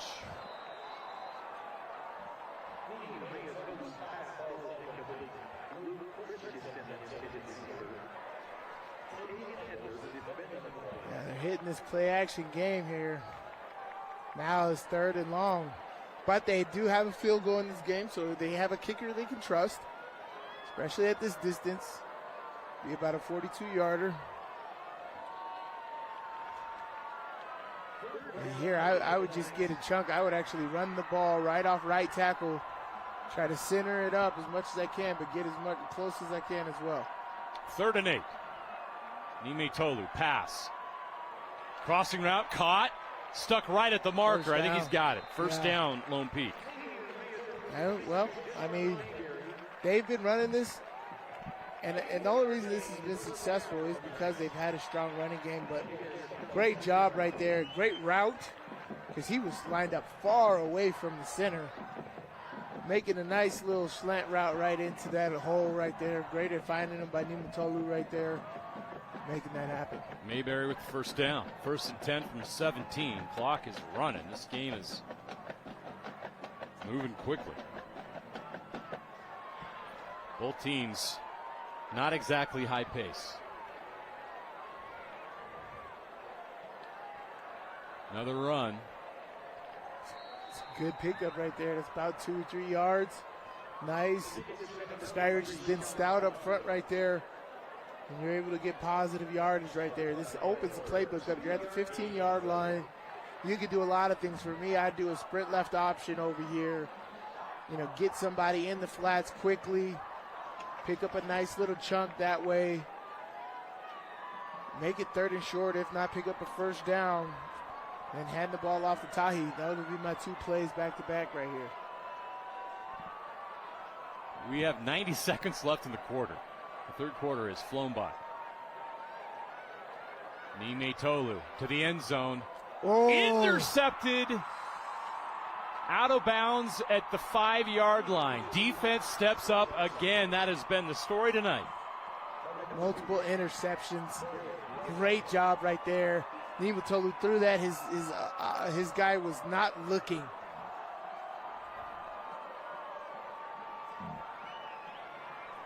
Darian Diarte with the pick. Yes. Another red zone turnover in this game. That's very unfortunate. I just say you were in field goal range. Oh, boy. But, again, great job by Skyridge. It's never over. It's never over. And they're doing an amazing job of getting their offense opportunities to score here. Sweet wine. Oh, he almost broke it. Great big gain for Skyridge. It could have been 6. Hanson with the catch. Great job getting on the ball. Hurry up offense here. I love it. Big gain right here. You put the defense in a bind right here. I take a chunk. You get an ISO coverage on the outside. They run it. Selu. To the left. Selu! 50, 40, 30, 20, 10, 5, touchdown! Skyridge! 70 yards.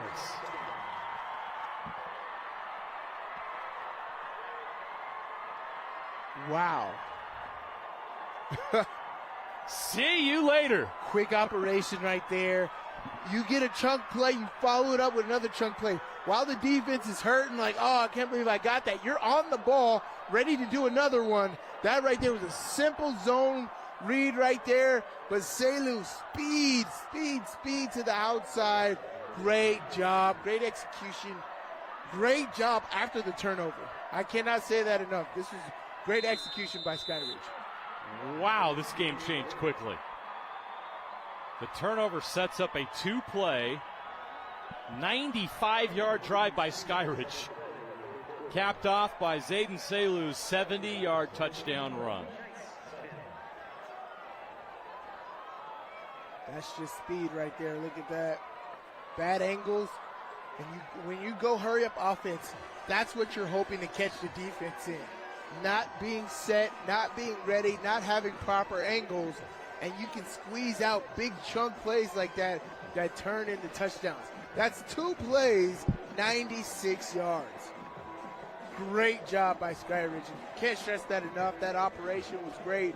Great decision-making in the RPO pass game right there. Hurry up to the line of scrimmage, catch the defense discombobulated with your big offensive line. Punch it into the end zone with speed by Zayden Selu. So after Lone Peak dominates time of possession in the third quarter, Skyridge turns around and goes 96 yards in 30 seconds. And now they lead 14-10.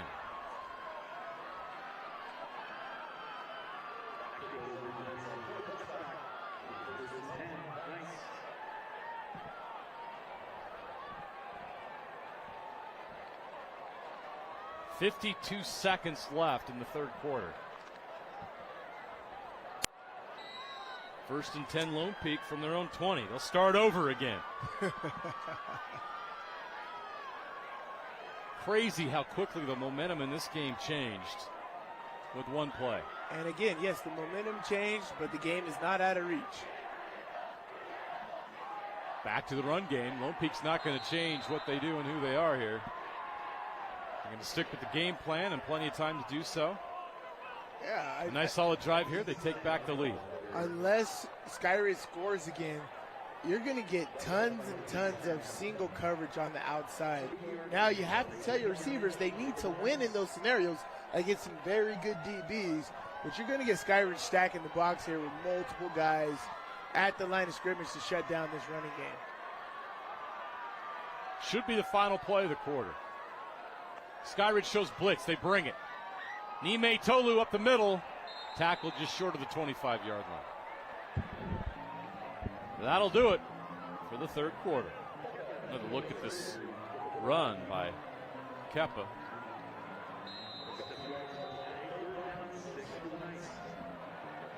And that brings this third quarter to an end. I cannot wait to see what the final 12 minutes delivers in this game that has lived up to the billing. Skyridge leads after 3 quarters, 14-10, right here on Game Night Live. Car carries you and those you love through the days and years.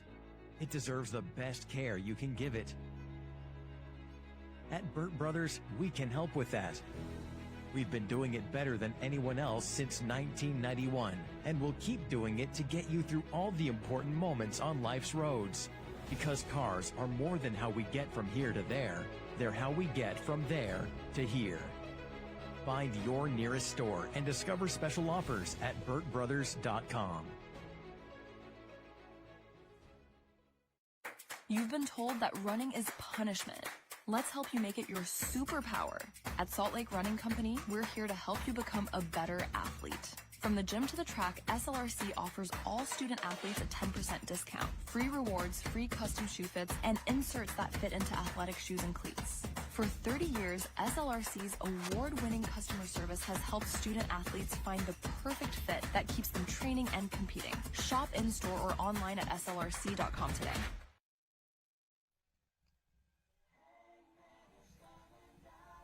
Doing a little renegade here at Lone Peak High School. They stole that from your team, Sly, the Steelers. Ah, that's so familiar for me. Brought me home. I got a little juiced at hearing that. Catch over the middle, past the 40. Great job of keeping the legs moving. Got about 4 extra yards after the contact. Owen McNeil with a big pickup. Look at that. Great job. Press it down the field. And this is because of a good, solid run game. You're able to hit this RPO game. You get those linebackers tied up around the line of scrimmage, and you hit right behind them with those slant routes and in routes, deep in routes, and make things happen. That was a big chunk play right there. Down by 4, and they're marching. 1st and 10 from their own 43. Mayberry in motion, and they're going to blow it dead. Start 23 offense. 5-yard penalty. Remains first down. Hey, you both can't.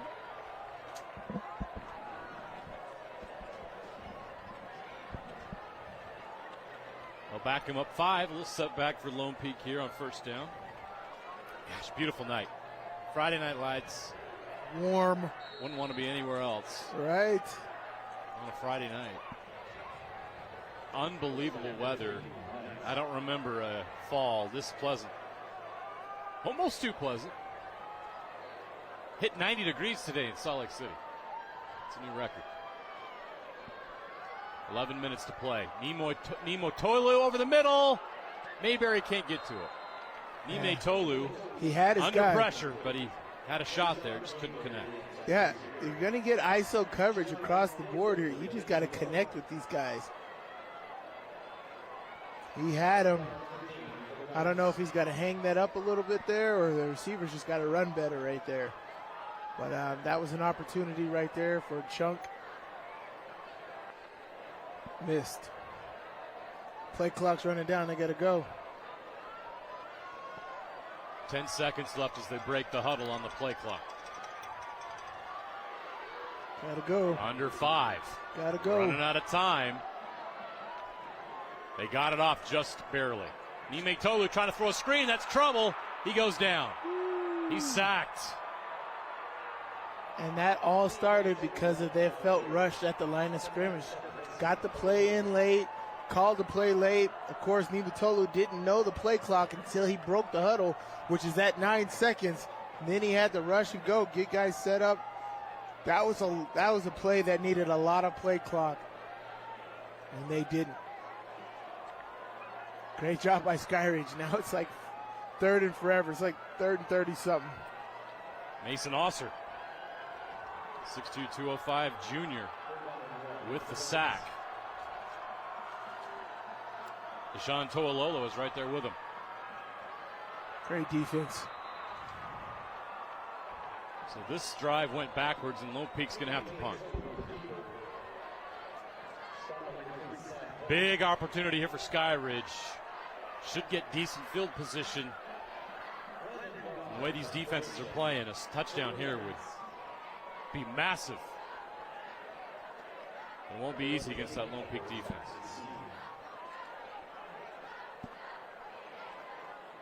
.940 and counting left to play in this game. punt. Better snap there. Nice from punt. the long snapper. Edwards lets it bounce. He'll regret that. Lone Peak's able to down it near the 20-yard line. Officially the 22. Great punt. That's a big play on special teams. From being backed up where they were, that was a good punt. Good flip of field right there. Their defense is playing great. They got to stay on it. Had a little lapse right there, but, I mean, of course, their defense is probably very disappointed. Their offense keeps putting them in precarious situations from the interception to touchdown. Their defense is probably just like, come on. And that let the lapse in judgment on the last scoring drive by Skyridge. Sweetwine, the handoff. They wrap him up. Doesn't get too much, maybe a yard or two.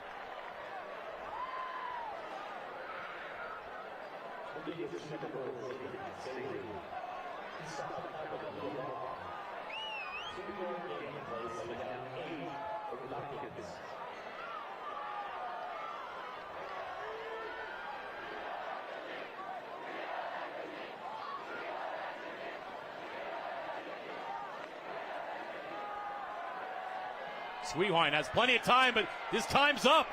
Oh, great block by Selu to give him time. Catch is made. Wow. Way to extend the play. Josh Hansen. And he's had a great game on both sides of the football, but Josh Hansen, great job right there.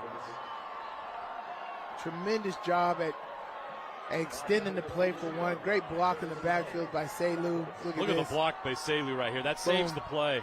Lets him step up and deliver a football. And what a throw by Sweetwine.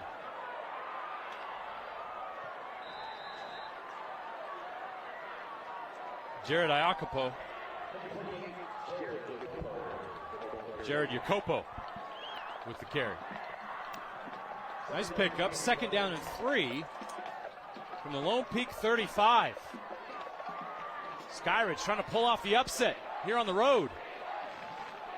They're in position. Under 8 minutes to play. They changed the formation. Great job by not stepping in the neutral zone there. You got 5 seconds to get this off. Sweetwine keeps. Sweetwine first down and more. Down to the 25-yard line. Great decision there by Sweetwine because Tahi closed down on the running back. Not watching the mesh. Sweetwine does a great job of pulling. Getting a big play right here. Making the other defender miss.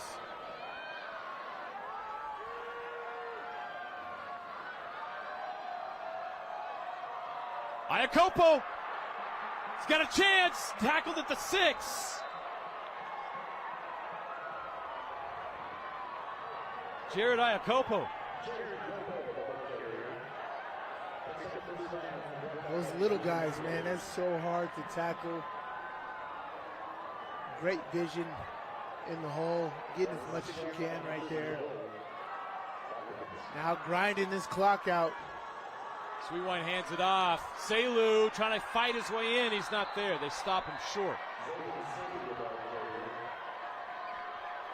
Big moment here for the Lone Peak defense. Yeah, this defense has done a great job. Got to defend every blade of grass here. I'm not sure if their offense can get 2 possessions. They need to keep Skyridge out of the end zone here. Second and goal from the 2. Sweetwine, handoff. Selu into the end zone. Touchdown, Skyridge.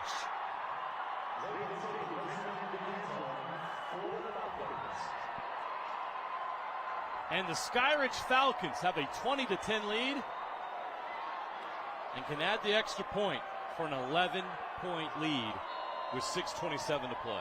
There was a few great plays on that drive, but none bigger than that big catch from Josh Hansen, putting them in Lone Peak's field.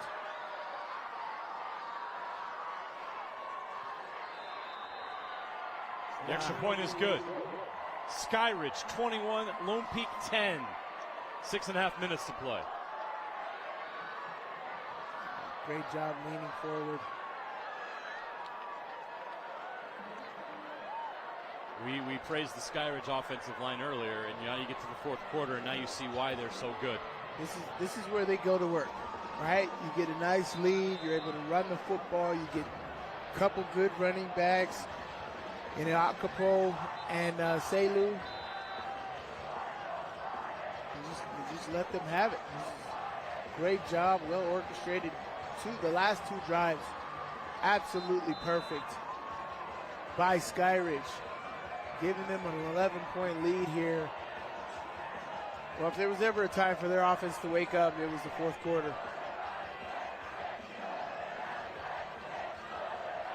So Lone Peak, who's been grinding it out in the run game, might have to change things up here. 6:27 to play. Down 11 on their home field. They got 3 timeouts, so for me, they got to score quick. As I said, if they didn't allow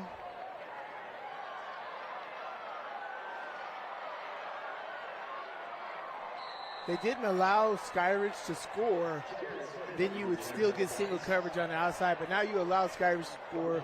Skyridge will be in more of a preventative defense, like a cover 2 or deep thirds defense, more zone here to keep the plays in front of them. Because they're not really afraid of you scoring, but they do want you to waste as much time as possible. So they want you to catch the ball, stay in bounds, stay in front of them, and drain this clock is what Skyridge is hoping here. So you're going to see a lot of 2 deep safeties on this drive. A lot more than you've seen on previous drives from them. Jared Smith with the kickoff return. It's not often you see an offensive lineman. He looks pretty good, defensive though. lineman at 6'4", 250, running back a kickoff, but he got his chance. Yeah, I know he did a pretty good job. You just got to stop running so laterally. Get upfield. Cut it up, man. Nime Tolu threw behind the receiver, incomplete. Looking for Staley. Clock stops. 6:19 left to play. So there you see it. First down. They throw the pass.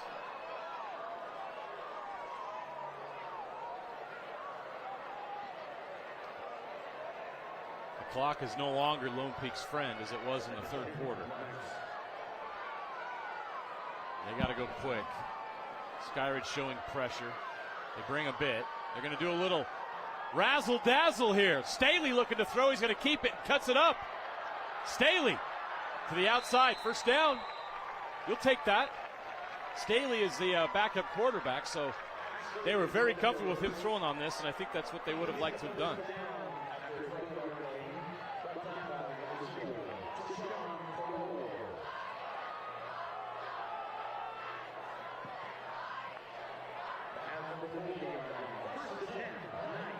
Clock stops after he gets out of bounds. Nime Tolu trips to his left. Handoff. Tahi tied up. Nice run. Breaks the tackle. All that work for about 3 yards, but he looked good doing it. Under 6 minutes to play. Second down and 7.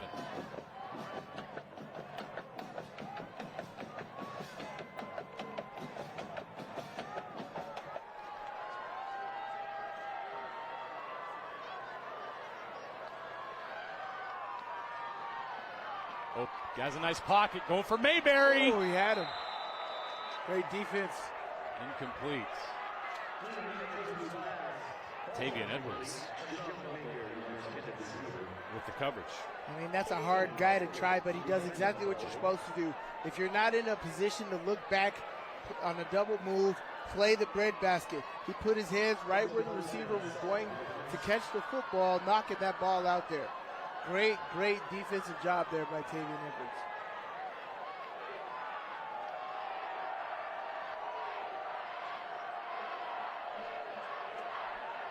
.5:26 to play. Third down and 7 from the 43. Nime Tolu to pass. Pass the marker. Complete. That's a first down. Great operation. Get out of bounds. Stop the clock. First down. Got to score quick here. Nice. Great job right there. Nice tight spiral right there by Niumatalou. They've had some success on that deep out route right there.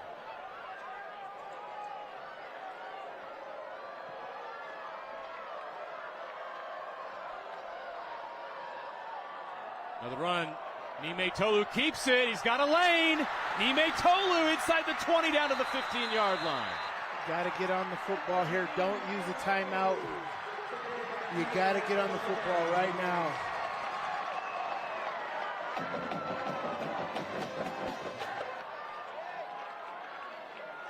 He's worried about his towel. You got to get on the football, son. You only got 4 minutes. You got to score and then got to get another score. Thing is, Clock's running. 4.5 minutes. 2, so you're down by 3, or do you go for 1 and down by 4? Statistics would say go for 2. You got to go here. Clock's running. Niumatalou has trouble with the snap. To the corner of the end zone.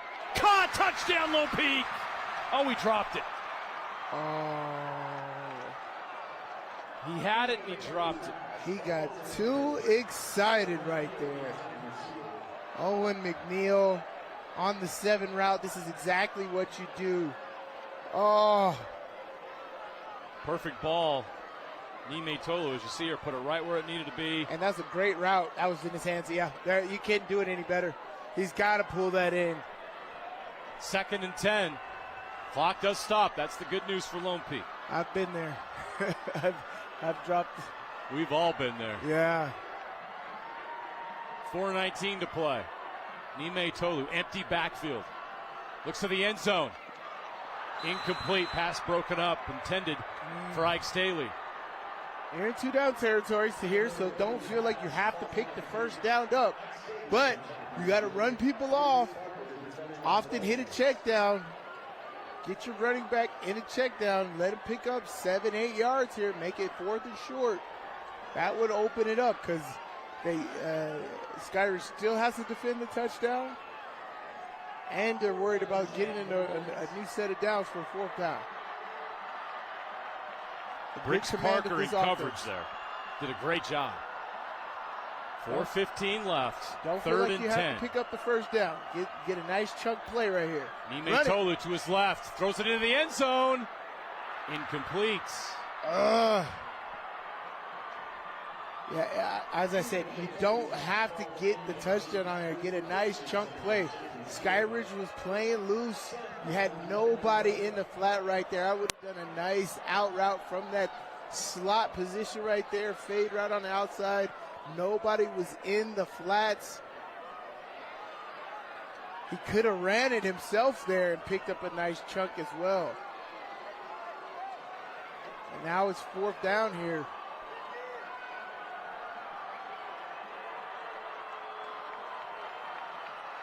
From the 15. 4th and 10. This is the game. Niumatalou under pressure. Looks to the end zone. Back of the end zone. Intercepted. Oh. It's incomplete. It's a turnover on downs. And that right there should be the game. They got 3 timeouts, but the 2-possession lead. It's a 2-possession lead. Yeah, that 3rd down, they were going for the touchdown. They just needed to get a chunk play right there.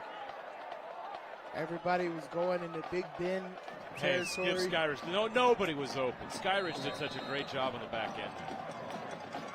Great coverage by Skyridge. They get the stop, and they take over on downs. 1st and 10 from their own 15. They'll try to possess the ball and kill this clock. 4 minutes away from a huge win in Region 3 and in 6A. And this could definitely help Skyridge in their RPI ranking. The push past the 20.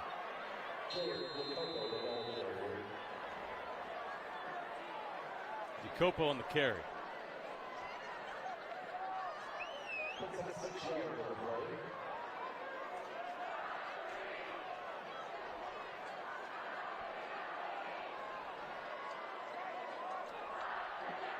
Yeah, Lone Peak isn't using any timeouts. They're hoping to stop him here, get a 3 and out. just going to get 3 straight run plays by these guys.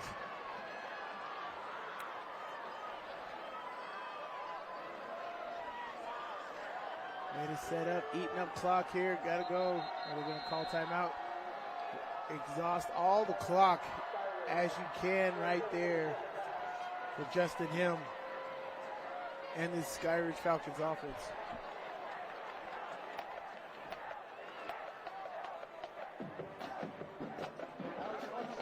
3:12 remaining, 21-10. We'll keep it here. The 2nd and 4 when we come back.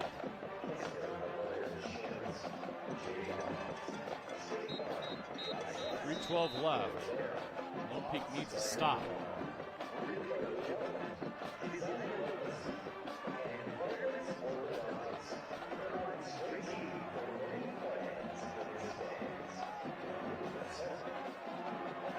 This game's flown by. It's only 9:01 on the clock.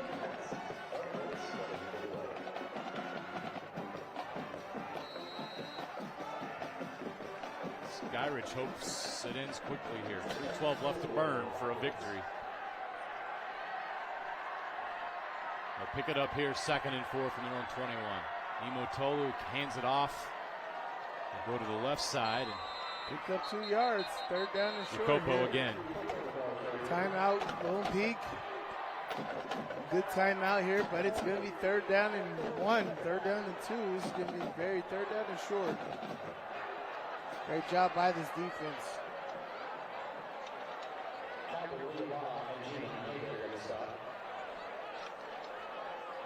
Yeah, this is a big down here. One big play changed this game, Sly. It was Zayden Selu on the left side after a nice gain. Gave him some breathing room. That Skyridge offensive line went to work, created a lane on the outside, and he took off. And at that point, Skyridge took control of the game, and they haven't looked back. I think it's what set it up, that defensive interception, right? I think that was by Drayden Darte. That gave him momentum. He's at their own 4-yard line. Got a nice RPO pickup. And Selu punched it on from there. And then it's been a landslide since there for Skyridge.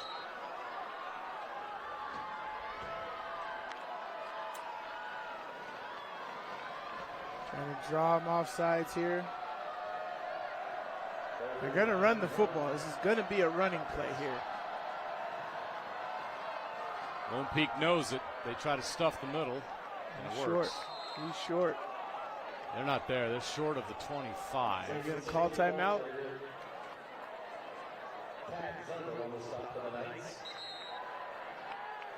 Measure.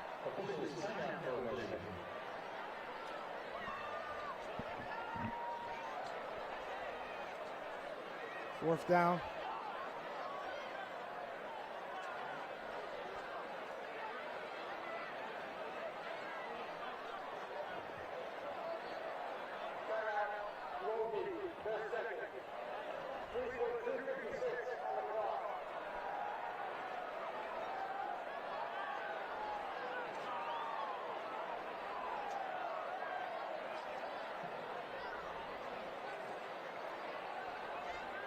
It's always got to be a little drama here at the end of the games here. Let's see how long in actual time these last 2 minutes and 56 seconds actually takes. Could be some fireworks. We've seen more. Never going to forget, one of the first games I recall was that Corner Canyon Lone Peak game back in 2018. Corner Canyon was down by 14 with 1:30 to go, and they won. So crazier things have happened. Yes, we've seen it with our own eyes. Yes. Just because Lone Peak's offense hasn't shown that tonight doesn't mean they're not capable. So 4th down and 1. That's a first down. I don't know. Or is it? I don't know. Or is it? I don't think so. That far judge is probably the one who has the worst marking, and he had it short. I'm not directly down the line. I think they got the stop now. That's a they stop. Did. Yeah. There you go. The Lone Peak defense gave their offense a chance. Short of the 25. I just don't understand why you wouldn't punt that. Lone Peak's offense hasn't shown that they can go down the field and score quickly. Wow. You punt that football. I mean, you got a big offensive line, right? We talked about this with Utah. Is your pride more than what the situation is? Yeah. Right? In all aspects, you punt that football with the trajectory of the game going, making it hard on them, 2-score game. You do not give them a 25-yard field. Cade Hansen with the tackle to give the Lone Peak Knights a chance here with 2:53 left. Down 11. They need 2 scores. They'll try for the first here. Nime Tolu looking to the end zone. Over the middle. Catch is made. Down at the 2. Clock will start when they mark it. Mayberry with the catch. Why are you clocking? They're going to clock it?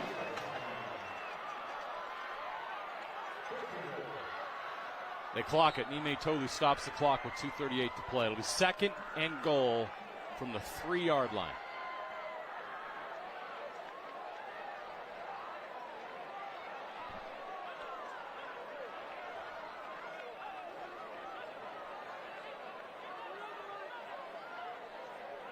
Yeah, great play call with the motion. You got all the attention to the strong side of formation, and then you bring a backside post into the voided area of the football field.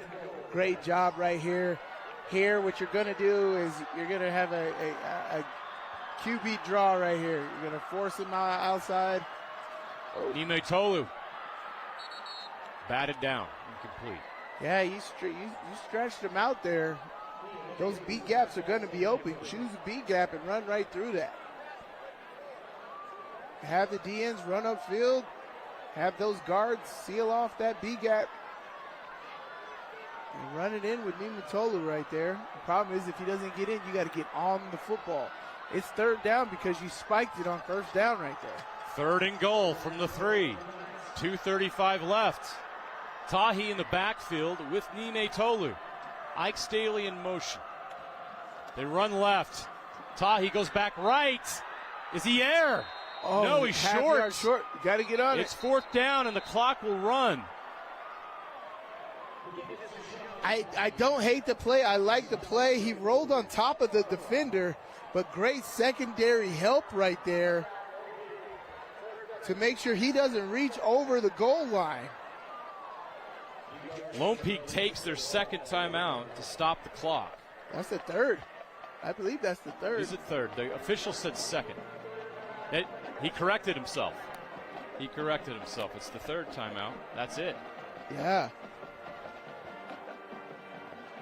Great job on Skyridge by Griffin Kunz right there. Because Kunz has had a great game. Yeah, he has. He's had a terrific game. This tie, he rolled over the top of the defender to the point to where he could extend over the goal line if he would, but Kunz was right there and was able to push him back and making sure that didn't happen. Now you got 4th down and 1. This is red zone woes is what the University of Utah knows so much right now. Can they do it? Can they go it in? Like, what formation are you going to line up in? Do you have the ability to do a tush push? Do you have the ability? What is your short yardage? Got to have it play. Almost guaranteed play right here. What is that going to be?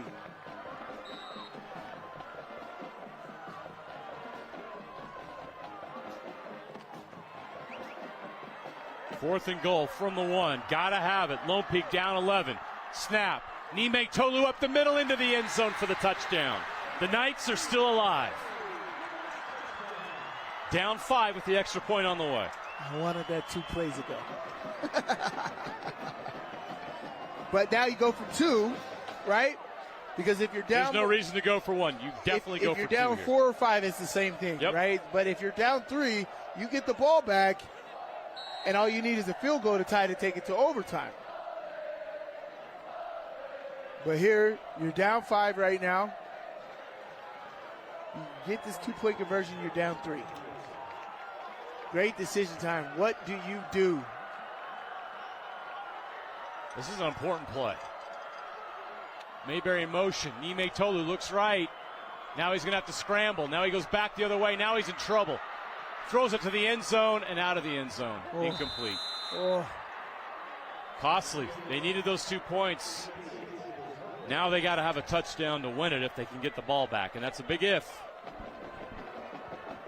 Skyridge just needs a first down to end this game.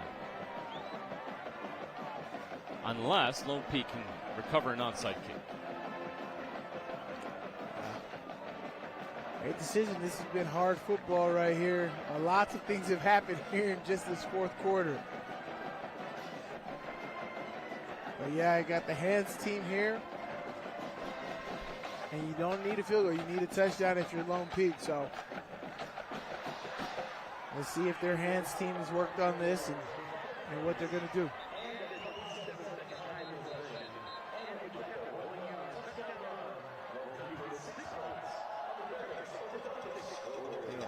Yeah, there they go. There's the 11th person. 2:26 left on the clock. Lone Peak, I assume, will try an onside kick. Skyridge brings the hands team out in front.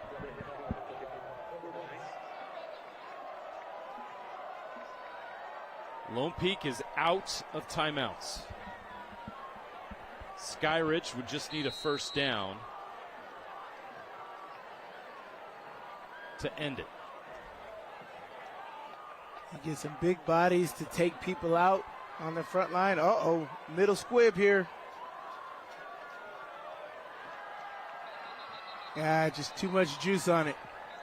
Too much juice on it. Got to let it hang. Got to let your blockers get out there and have it roll. It's got to be precise.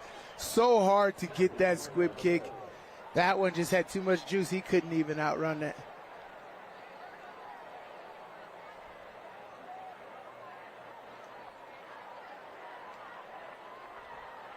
It's a great job right there because Skyridge would hang back and wait for everybody to come to the 10-yard line. If that ball was slower, you had an opportunity right there because Skyridge was waiting on it, but they came so fast that they didn't have to move. But if it was slower, Skyridge would not have came up. That's just mechanics that it's very hard to work on. Encroachment.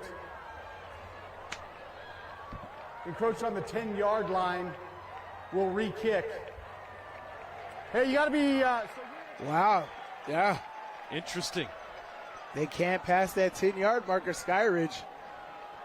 5-yard penalty right there. You rarely see offsides on an onside kick.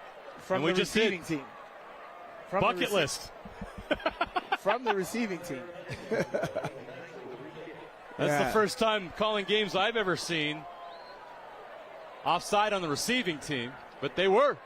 It's a correct call, so Lone Peak will get another shot. No secret what they're doing here. They'll get a second shot to execute this. Yeah, and the pressure builds for Skyridge. As I said, that ball just has to be a little slower. Skyridge wasn't coming up to get it, and that's what you got to do. You got to be aggressive, got to go get it. Let's see what they do here. Same play. They're going to try it up the middle. Here they go. Oh. They squib it all the way back. He's going to have to land on it inside the 10 to the 5. They'll mark it at the 6. So they decide to go that route.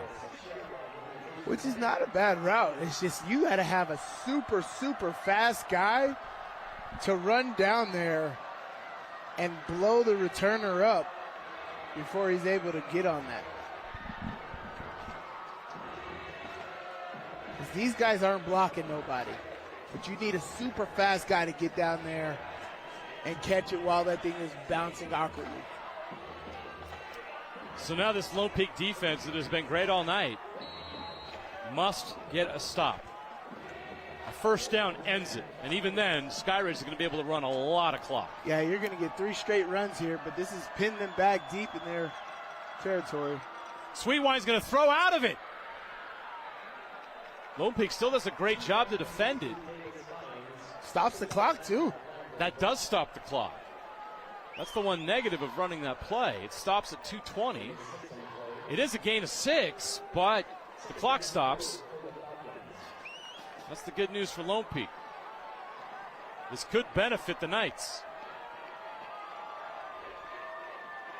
2:20 left, 2nd down and 4. Up the middle. That's first down. That's a first down. That should be the game, folks. 40-second play clock times 3 doesn't add up very well for Lone Peak.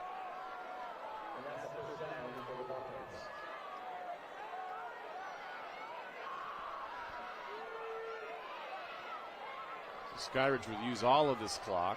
They should be able to take this down to about 1:42 before they snap it.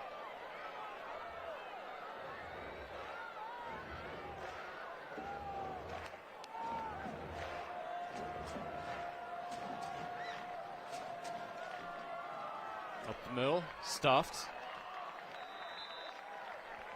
Play clock begins now.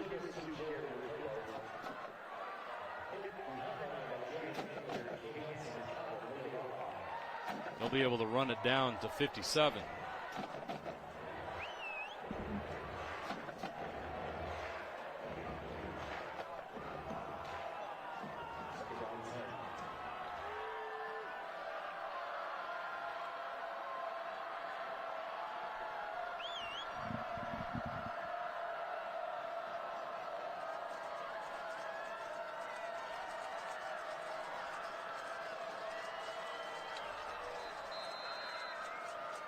And Skyridge takes the timeout with 58 seconds left. Second down and 10.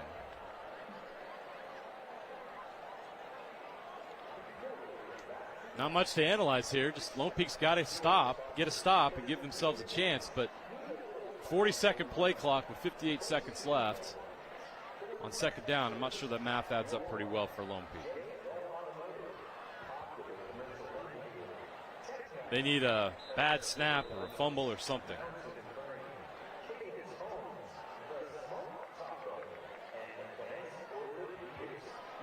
They're going to need something pretty miraculous here to get the ball back.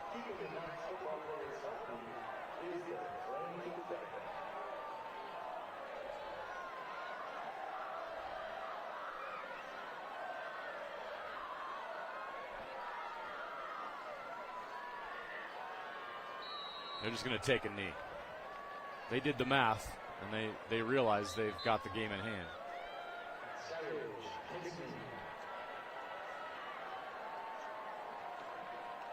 It's a hard have to take battle. one more knee, and it's over. Well, we did say to come down to the wire. It's situation football, as I said, this is definitely going to be a matchup we could possibly see here come November. We will probably see this again. There's a chance. Figure both of these teams got a great shot to get to Rice Eccles for the semifinals. We'll see how the final RPI rankings line up. Coming in, it was Lone Peak number 2 and Skyridge number 4. So if that were the case, they'd be on opposite bracket and would have to meet in a championship game. How about the Falcons? Skyridge comes to Lone Peak and gets it done. The upset over Lone Peak. 21-16 is the final. Great game here in Region 3. Sly, this is exactly what we expected we'd see tonight. It's the hard-nosed physical battle between two of the best teams in the state, and they didn't disappoint. No, they did not. This is great football all across the board. When you get great football, you're going to get low-scoring games, defensive matchups, frustrated offenses, but you're going to get windows of opportunity, which we saw at the end of that third quarter and fourth quarter here for Skyridge to blow open this lead. They were behind for the majority part of this game, and, Lone Peak was playing great defense, but got a little frustrated, lost a little bit of technique, and allowed them into the end zone. Just a great job by Skyridge at keeping on the pressure and holding through that fourth quarter. They're celebrating with backflips and somersaults all over the football field.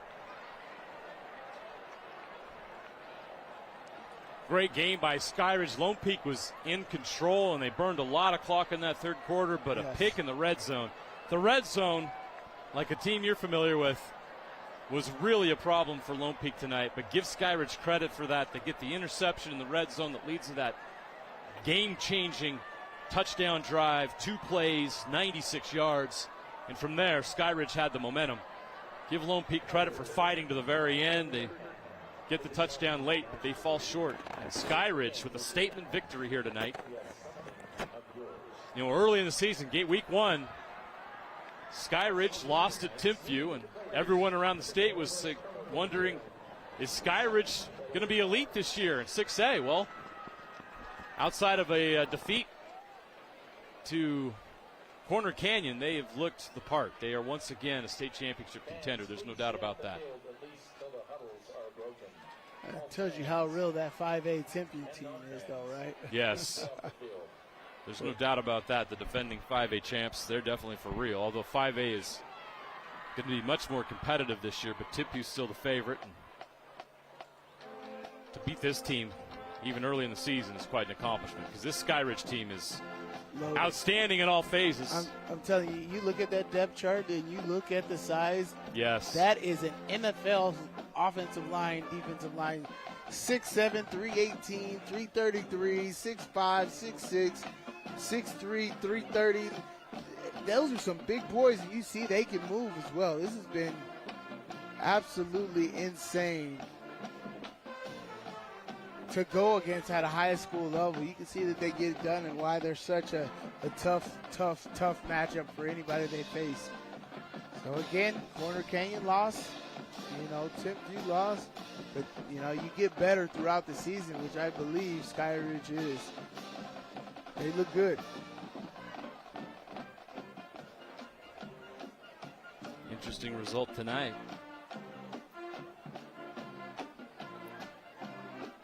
While we wait for our post-game interview, let's check the scoreboard around the state. In 6A, Bingham leading late against Riverton, 21-10. Lehigh with a big lead over Westlake. Last score we got in the third quarter, 41-7. Farmington trying to pull off the upset at Weber, leads 34-28. That's still in the fourth quarter.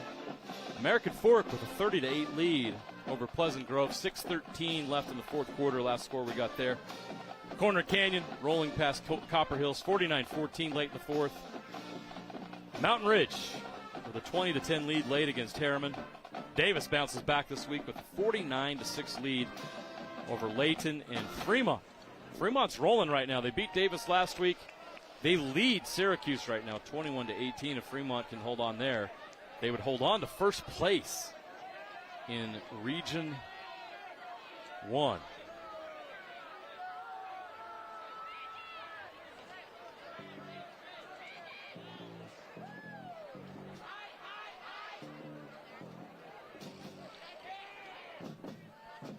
As we look at the standings, Skyridge now 3-0 in region play. They have wins over Lehigh and Lone Peak. Unless something crazy happens here in the last 2 games of the region schedule, which, by the way, Skyridge is at Pleasant Grove, and then they're at home against American Fork. They'll be heavily favored in both of those games. Skyridge now in the driver's seat for the Region 3 championship. Now, that doesn't impact your seeding in the postseason. Nice mostly bragging rights. It's something to say. We won a region title. Nice banner in the gym. Absolutely. And when you win Region 3, you've accomplished something. Oh, for sure. To beat Lehigh and Lone Peak in back-to-back weeks, that's a statement. And that's a statement made here in the last 2 weeks. Skyridge, they are just as solid a contender as anybody in the state right now. We talk about Corner Canyon. They had their injuries this season. That's neutralized them a little bit. They're still, in fact, I would probably after this say I would still vote Corner Canyon number 1 in the state right now, but Skyridge is right there at number 2 with Lone Peak and Lehigh right behind them. It's going to be competitive, that's for sure. When we get to Rice-Eccles Stadium and whoever reigns supreme through the playoffs, last year's playoffs were pretty great. That Pleasant Grove American Fork game, did they play American Fork? Was that the matchup before the semifinals? Pleasant Grove. Anyway, it they came had some down great to games. It came down to the wire. And I think there's going to be high Skyridge. like it was Skyridge and Pleasant Grove, right? Yes, it was last year. It was Skyridge, not American Fork. Yeah, so I mean, there's fireworks all over the playoffs and matching and fighting for who's going to get an opportunity at Rice Eccles Stadium and get that title. But it's been very, very exciting to watch over the last few years to see the different teams make adjustments to put themselves in position to be competitive for that state title. I mentioned Skyridge. They close out at Pleasant Grove and home against American Fork. Lone Peak now falls to 6-2 on the season, 2-1 in region play.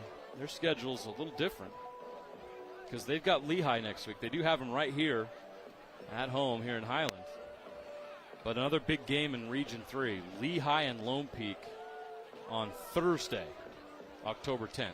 It's a Thursday game, as a lot of games are this week. There's a heavy Thursday schedule.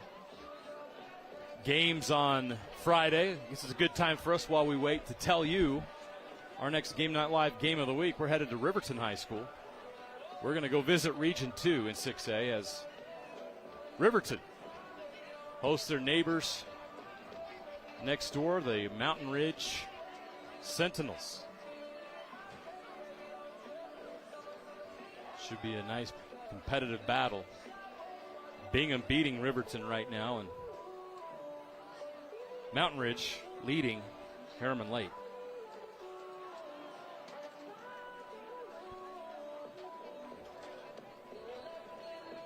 Lone Peak's leaving the field.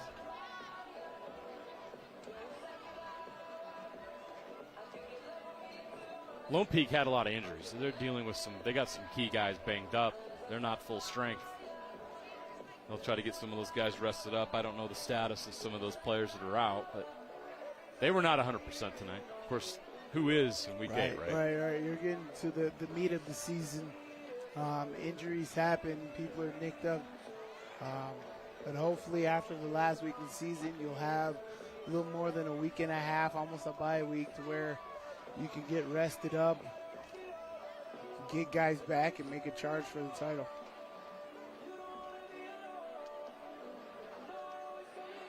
Zayden Selu leading the cheer there.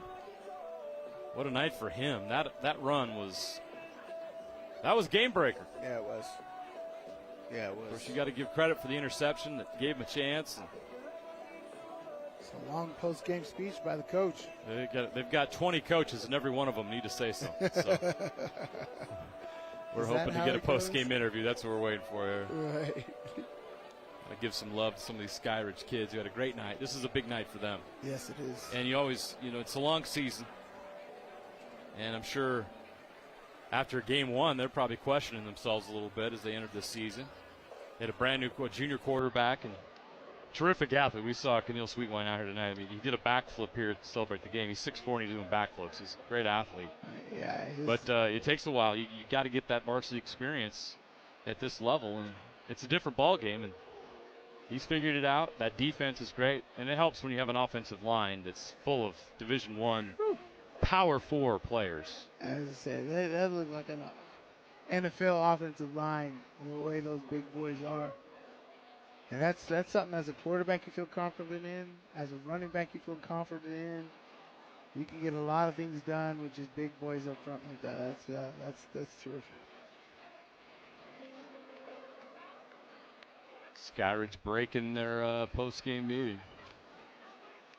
So yeah, I look at Skyridge now. They obviously they lost to Corner Canyon, but since then they've really come together.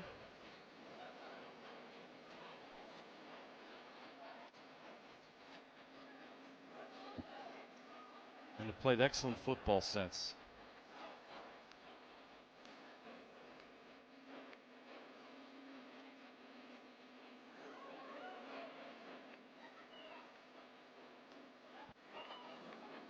You look around the rest of 6A.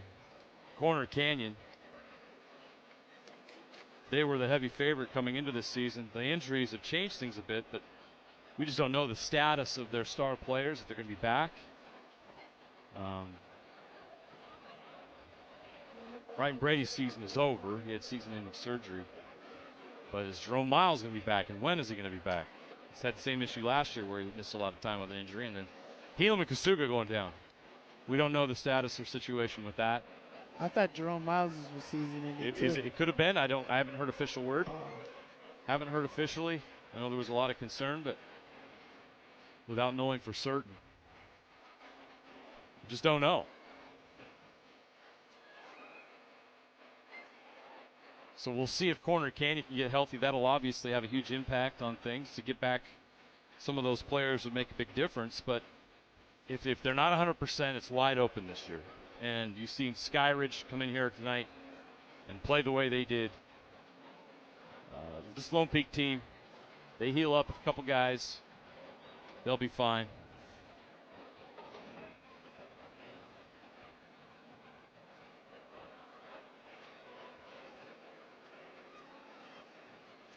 Yeah, interesting finish to the season. 5A, 6A. I really feel like it's up for grabs. You don't know. Lehigh is going to be dangerous as well during the playoffs.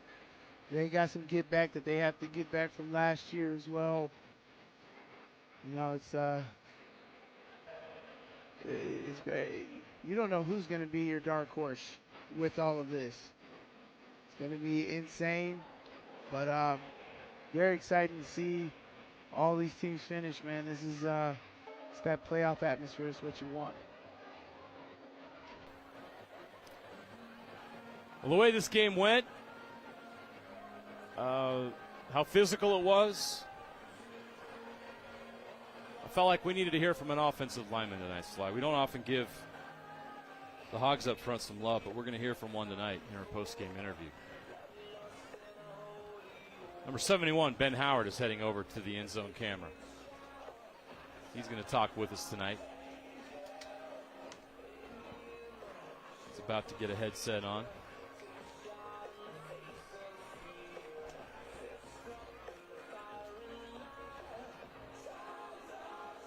Where did he go?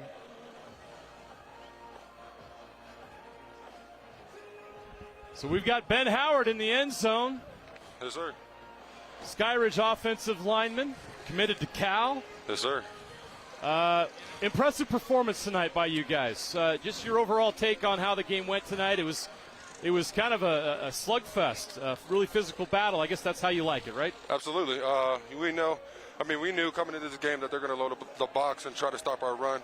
But our O-line, showed the amount of grit we had, and we just kept running and running. Got like 250 yards rushing, 150, 10.2 for one running back. We did a hell of a good job. Oh, Ben, you guys are a veteran group. You've been sir. starting since sophomore. Some of you have been starting since you sophomores. Darius Afalava there as well. He's headed to Oklahoma. A lot of talent there. How much has that cohesion helped you guys, and how much confidence does it give you? You guys know each other really well. Absolutely. Since we've been together for so long, just the overall relationships we have with each other helps us dominate up front. We communicate like no other team.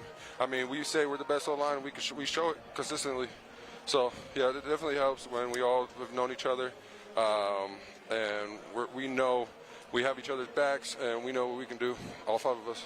Well, talk about your offensive weapons, right? You guys are one on the physical offensive line. Just looking at you guys are physically intimidating. But on the back end, between Sweetwater, Selu, Arakpu, like all you guys on this football team, talk about the dangerousness of this offense. What can I say? By week 10, by first week of playoffs, you're going to see how dangerous we are. There's a couple mistakes we got to fix, and that'll be a big focus for these next two games. And then as we get into playoffs, it's win or go home, and you guys are going to see what we can really do as an offense, 110% every play. It's always fascinating to watch high school teams develop and come together as the season progresses. Week one, you guys took your lumps. You lost a game that you thought you should have won. You were up big at halftime and let it slip away. Yeah. How did you guys rally after that game? What changed with you guys, or how did you, as one of the team leaders, keep this group together and help you guys move forward after a disappointing loss? We all got too high in our heads, and we just got to stay disciplined. You saw there's like 5 or 6 plays that didn't go in our favor, which changed the game. We just needed to have a lot more focus for the next week, and we showed that by going to Liberty and putting on a good show out there. But yeah, it's really just discipline, focus, and effort, 110% every play. That's what I'm going to say. So I lead this place, and then when I go into college, that's what I'm going to say out there too. Nice. Tell me about this offense. You guys seem very confident as you ended this football game. What is the mindset? Is this a big win for you guys? How do you take this? How do you push forward? What are you guys looking for in this? And what is the reaction from this team after this win? Man, I mean, it's a huge win for us. We're the toughest region in the state by far. I could say that a whole bunch of times. People go try to argue with me. They don't know. Region 3 is the best. This really puts us at a good standing point in the playoffs. And, really, that's it. It's just a great win. Now we got to move on to PG and then get PG over with. Then we got to go to American Fork. Then, yeah.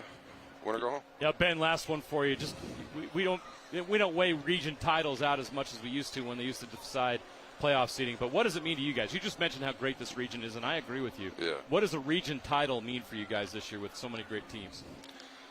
It means a lot. There's not much to say, but it means a lot. We have the toughest region, and what can you say? A bunch of great teams, and then it's just a surreal feeling that we can come out on top and win this whole thing. Region 3 is the best, and we're going to show you what Skyridge can do at our full potential. Well, Ben, congratulations to you and your teammates on a great win. You guys are really coming together and coming into the form at the right time of the season. Yes, sir. Good luck with the rest of the way. I'm sure we'll see you down the road in the playoffs. I appreciate it. Go Falcons. There you go. That's Ben Howard, offensive tackle for the Skyridge Falcons.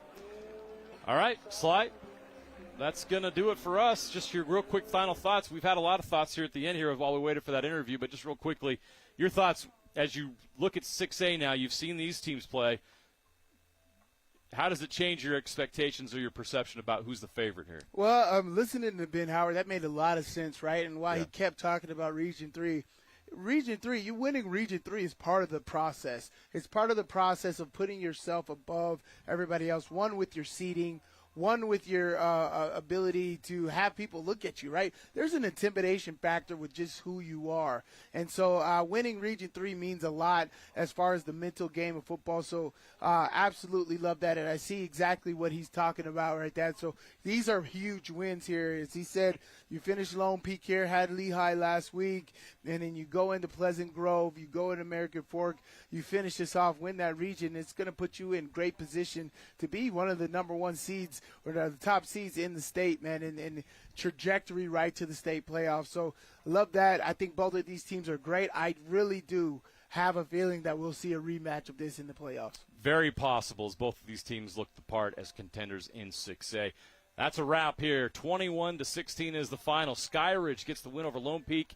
They take control in the Region 3 race. A big game here tonight. It lived up to the hype in the building. We're glad we were able to bring it to you. Next week, we head to Riverton High School as the Riverton Silverwolves host the Mountain Ridge Sentinels. For Stevenson Sylvester and our entire Game Night Live crew, so long from Lone Peak High School. We'll see you next week at Riverton.